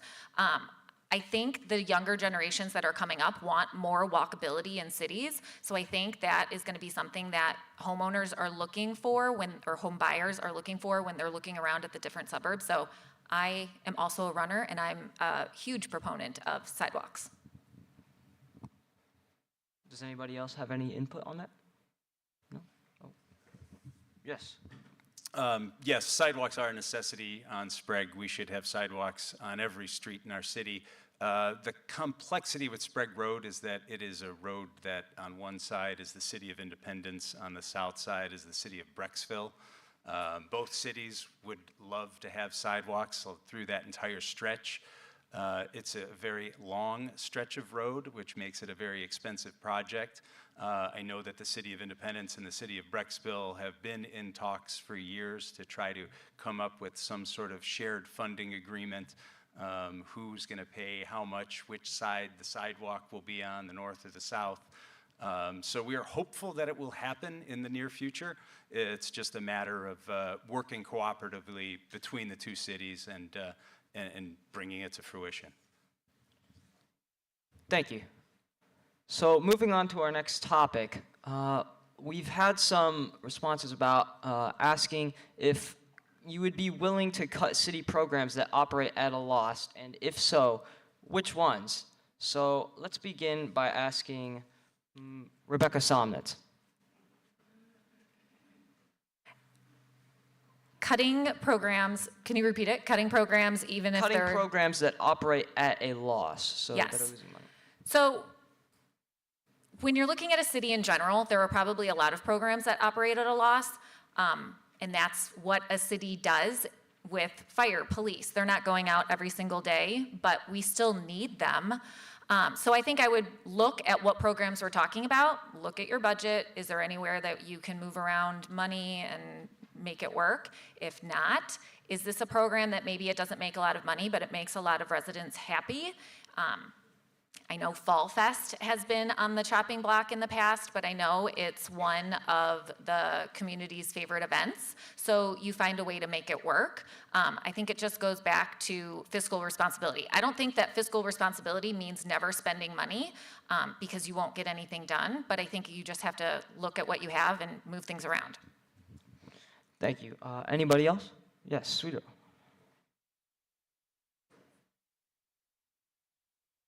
So to echo what Rebecca says, so as somebody who's worked in recreation for 10 years, recreation is a great example of a program. The pool is one, right? So we love these platinum facilities, but the pool is always going to be something that we're losing money on. And so I think that, anyone who cares about the city is going to look at programs and the quality of life of our residents and, weigh those decisions. So I've said before at public events that, I have zero desire to, raise rates for those programs as a solution. I think that there are other, from going to the city council meetings over the past couple of years, I know that there are spots that we can cut spending that are not programs that will directly affect the residents in a negative way. Sorry, I'd just like to ask, what would some of those be like? Which areas would you cut? So there's a program right now that is funded by the city to the tune of about $25,000 a year. It's a program that is faith-based, although they say that it's, a secular program. I believe that it services about 10 students. And so that would be an example of a program that I feel the cost to benefit analysis of that is problematic. And so I believe that, as council members, we have a duty to, watch your pocketbooks and to go through and look at those kind of programs and, some cost benefit analysis for the pool. The benefit that the residents clearly have from that facility greatly outweighs. The number of residents who are serviced by that facility greatly outweighs the cost. But other programs like the one I just shared with you, I think is a perfect example of something Thank that you. we need to look critically at. Thank you very much. Would anybody else like to add anything different to that? Yes. So with our programming, whether it's through community services side or the recreation side, as a city, we're not here to make money off our residents when it comes to programming, whether it's, children's sports, whether you're playing basketball or baseball or, a good example is the city of Seven Hills charges roughly $400 for a family pass for their civic center. And everybody knows that we pay under $100 for ours. I'm sure there's, we have one of our biggest programs is senior snow plowing. And we have over 800 residents that sign up for that yearly. And, if we have a horrible winter, that program would cost the city well into the six figures to cover snow plowing. But that's not a program that any of us would be willing to cut because it's something that we do for all of you guys. So yeah, it's really, when it comes to cutting certain programs or any, it's hard because there's a lot of people that, they need these programs. It's just, I got 30 seconds, but I have way more to say, so I'll leave it at that. All right. Thank you very much for your responses. So does anybody else have anything they'd like to add? Yes, Bankner. Just to go off of that, I had the pleasure of coaching my daughter's rec league basketball team for a year and learning what it's like to try and herd cats when they were in grade school. And there's no way that program operated in the black. But it was very important for those girls because they were not wanting to be, or maybe weren't even good enough to be on the school's team, but they still wanted to be part of a team. They wanted to do something. They loved basketball. They loved the game. They just wanted to be able to do it in a less competitive way. But that program was very important to them, as was for me, because I got to spend time with my daughter and actually try to coach this basketball team. So I think even if there's things that maybe not operating in the black, you got to look at them case to case because some of these kids don't have the opportunities that the other ones have, and this gives them an opportunity to be a part of a team, and you can't put a price on that. Thank you. Does anybody else have anything they'd like to contribute? All right, moving on to the next topic. It's somewhat similar. Some have asked, why are we putting landscaping along 480 and 77 when the money could be spent on infrastructure or somewhere like aging water mains like we were talking about? Let's begin with Chris, what is it? Sorry. Cheryl, yeah, Cheryl. Doctor. All right. So, not being on council, I can't speak deeply to the topic, but I can tell you that Jessica, our Economic Development Director, was sharing with us the variables that attract businesses to cities. And some of those variables include the landscaping in the main ingress and egress points of a city. So when you get off the highway, you know you're in Independence when you get off at 77. It's different. It feels different and it looks different. So I can't really answer why those decisions have been made by council, but I can tell you that it does attract high-quality businesses. 70% of the money that comes into this city is from people who work in the city but don't live in the city. So we need to keep people coming here to work, and we need to attract businesses to the city. In order to do that, we have to be an impressive city visually. Awesome, thank you. Would anybody else like to add to that? Or contribute anything else? No? Oh, yes. So the landscaping on 480 and 77 and Rockside interchange is it's a line item on our 5-year capital plan right now, and I believe it totals $3.5 million. And when we as city council sit down, we prioritize our projects and our expenditures. Earlier I spoke about the 100-year-old water line with lead connections. When I look at a project like that compared to investing $3.5 million on flowers and mulch on Rockside Road, I tend to steer towards the health and safety of our residents drinking water out of lead pipes. So those are the prioritizations and the difficult decisions that we as council have to make. I understand the value of aesthetics and sense of place and coming into a new community and realizing where you are, and I think that can be accomplished for much less than $3.5 million. The interesting thing to also take home with you is that the $3.5 million, I believe, is for the initial plantings, but then the required maintenance would be in the 6 figures every year. So it's just not a one-time hit economically, it's an annual expense, which council has really yet to fully discuss. So it's just a line item on our 5-year plan right now, and it's yet to be discussed. Thank you very much. Would anybody else like to contribute? No? All right, moving on to the next topic. So, what have you done over the past 1 to 2 years to contribute to the success of Independence? Let's please begin with Councilman Dale Vaverka.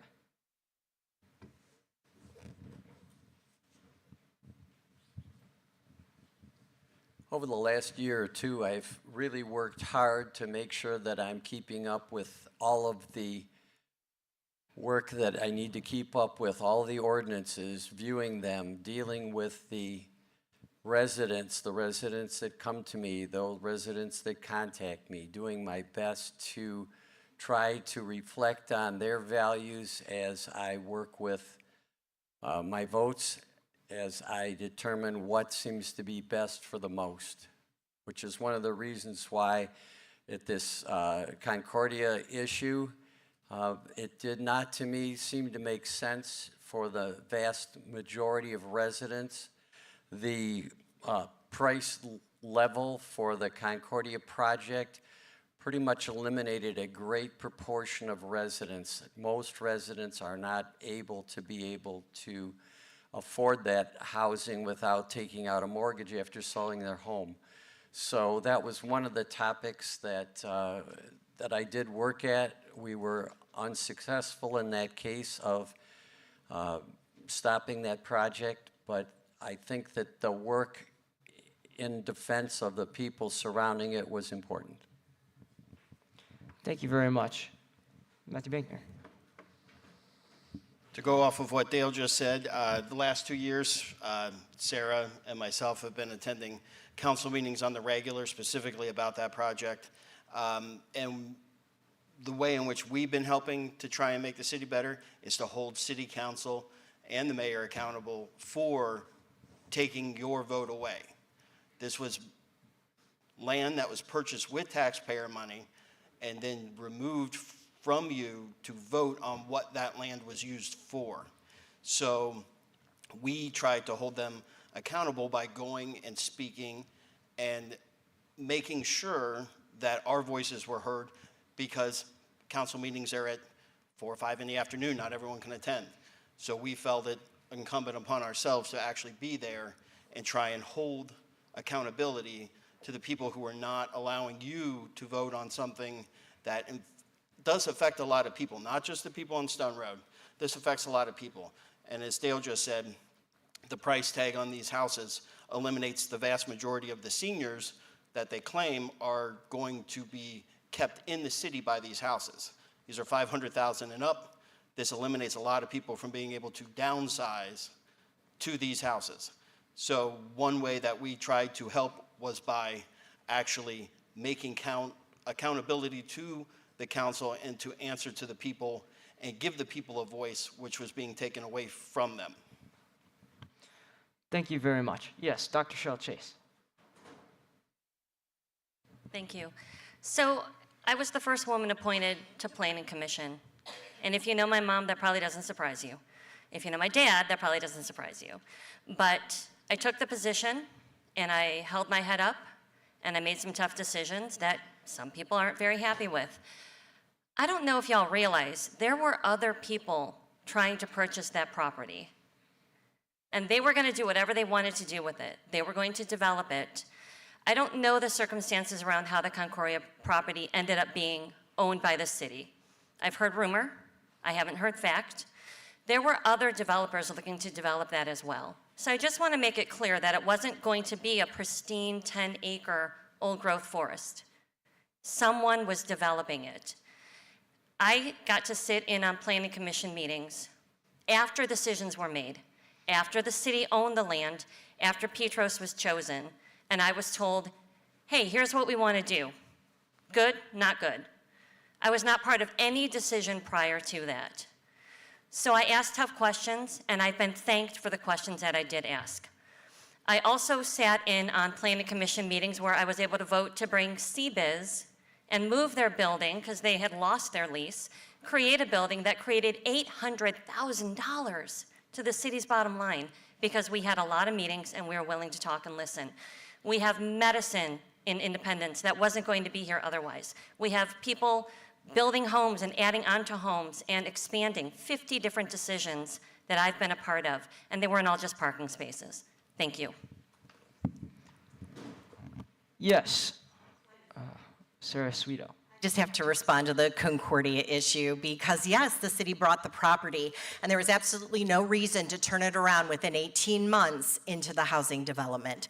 Yes, there were housing developers who were out there looking for that land, and I was so grateful and so optimistic and so hopeful when the city purchased that land that we would do something vibrant and smart and innovative and maybe a true senior village, a very Scandinavian concept that, you know, would have put us on the map, and 60 Minutes for being, you know, a true senior community. And it is a housing development like it was going to be anyway. And so I really don't think that's the flex that, you know, maybe some people think it is. And I think most of the residents feel the same way. Thank you. Would anybody else like to go? Okay, so now that that's done, we are going to move on to some of the more personal questions for individual candidates. So Matthew will be asking those.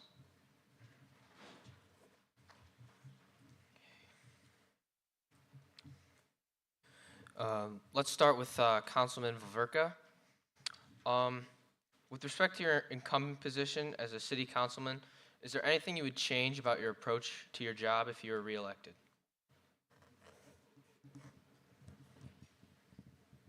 I really don't think so. I think my approach is to work with the people, to answer the phone, to speak with people face to face.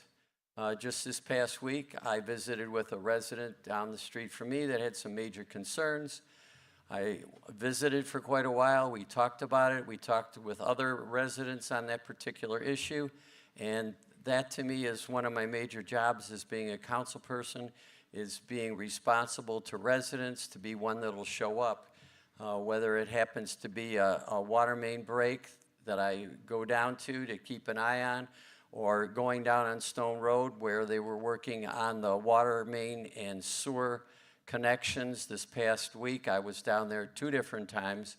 I think it's important for me to be involved and be connected to the community and answer to residents when they need help. Thank you very much for your response. Let's get a question for Dr. Cheryl Chase. What type of impact has What type of impact has the civic work you've done had on you, and will it motivate you to do more in the future? Oh, that's a great question. So my civic work goes back to when I was about 6 and cleaning, as I said, Brecksville Road for Clean Up Ohio Day in my Girl Scout brownie uniform at that time.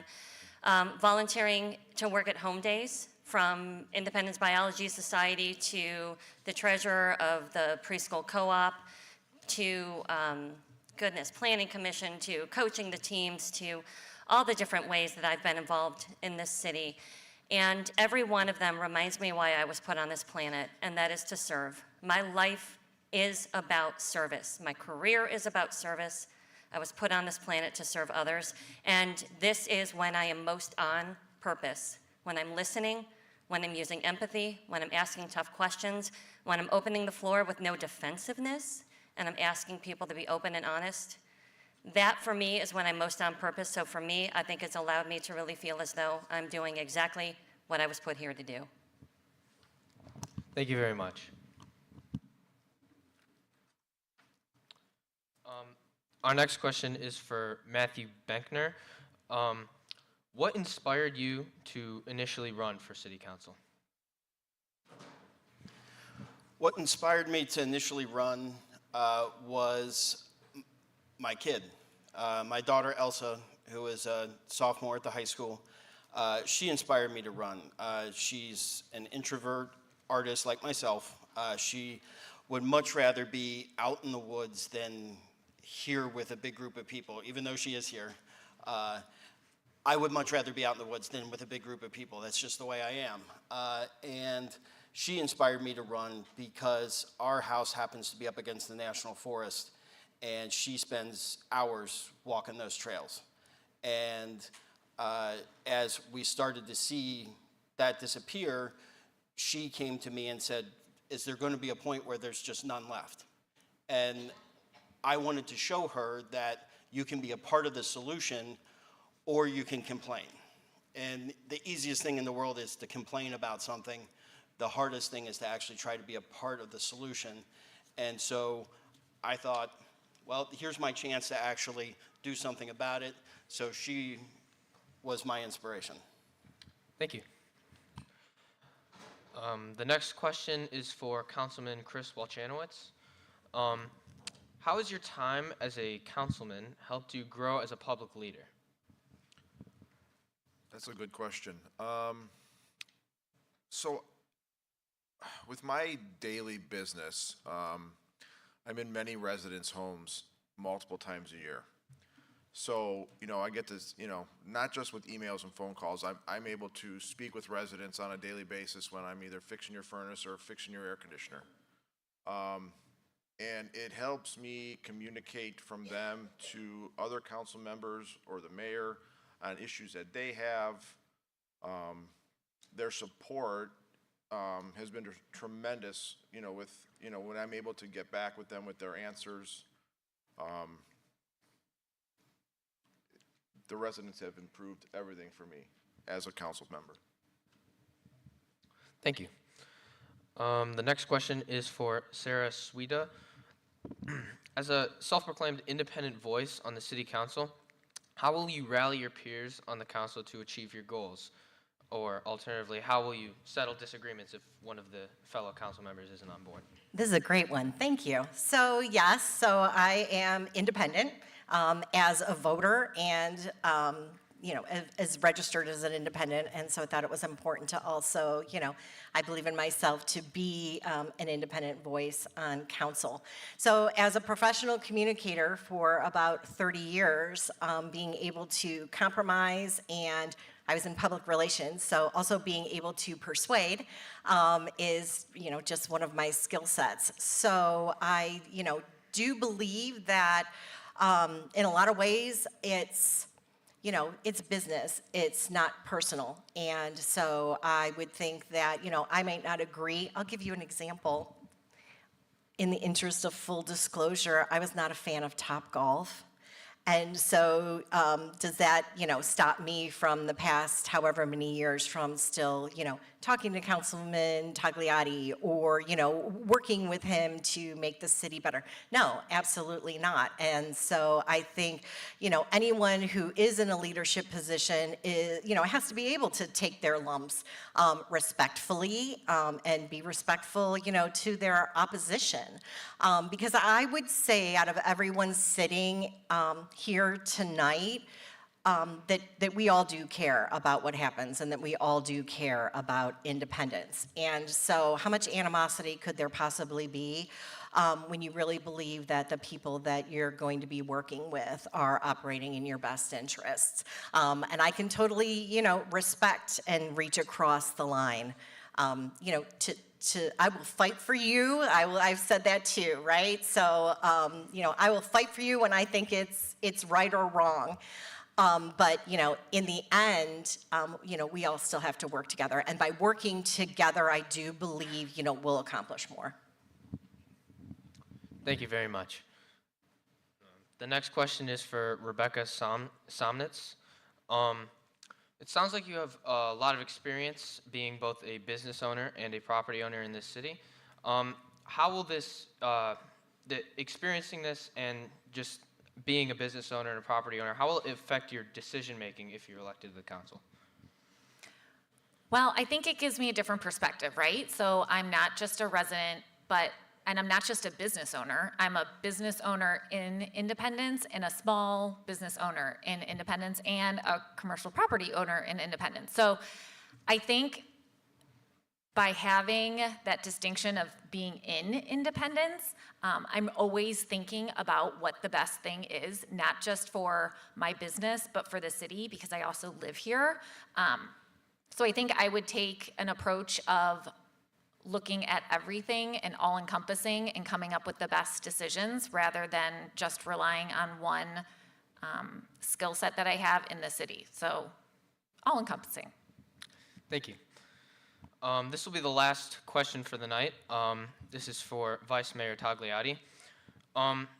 Please give us your most proud or your most impressive achievement in your 12 years serving as a city councilman.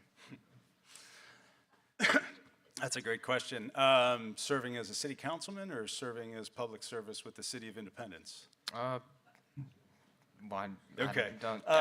Because there's a differentiation there, because my greatest accomplishment was in my first year as mayor, 2016. There was a tremendous amount of activity within Northeastern Ohio. We had the RNC in Cleveland in 2016. And we had a number of the delegations staying in our hotels on Rockside Road. And leading up to that, I had our IT department install a camera on the top of the Crown Center building. And this is a camera that can pan, tilt, and zoom. So you can move it all around and you can zoom in and see license plates up in Cuyahoga Heights on East 71st Street and things over in City View Center and Garfield Heights. It's really incredible. But getting back to my most proud moment as the City of Independence was that moment, the first day of the 2016 RNC convention, when all of the delegates from Independence were released from their hotels, and there were buses coming down Quarry Lane and Rockside Woods North and all the different streets, and we were watching it from our dispatch center. And everything was going well until we noticed a guy on the roof of Denny's. And it raised all of our alarms. And the police were on it. Next thing you know, we shut Denny's down, and it was an HVAC tech changing the filter on top of the building. It was a bad day for him. It was a bad day for him, but the City of Independence looked fantastic for the RNC. We had nothing but compliments. Everything went off without a hitch, and I think that's my proudest moment. Thank you very much for the response. And thank you to all our candidates and the audience for coming out tonight.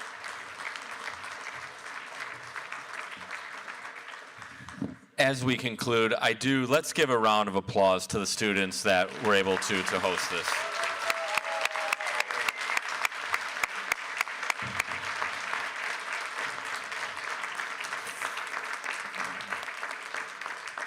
Thank you.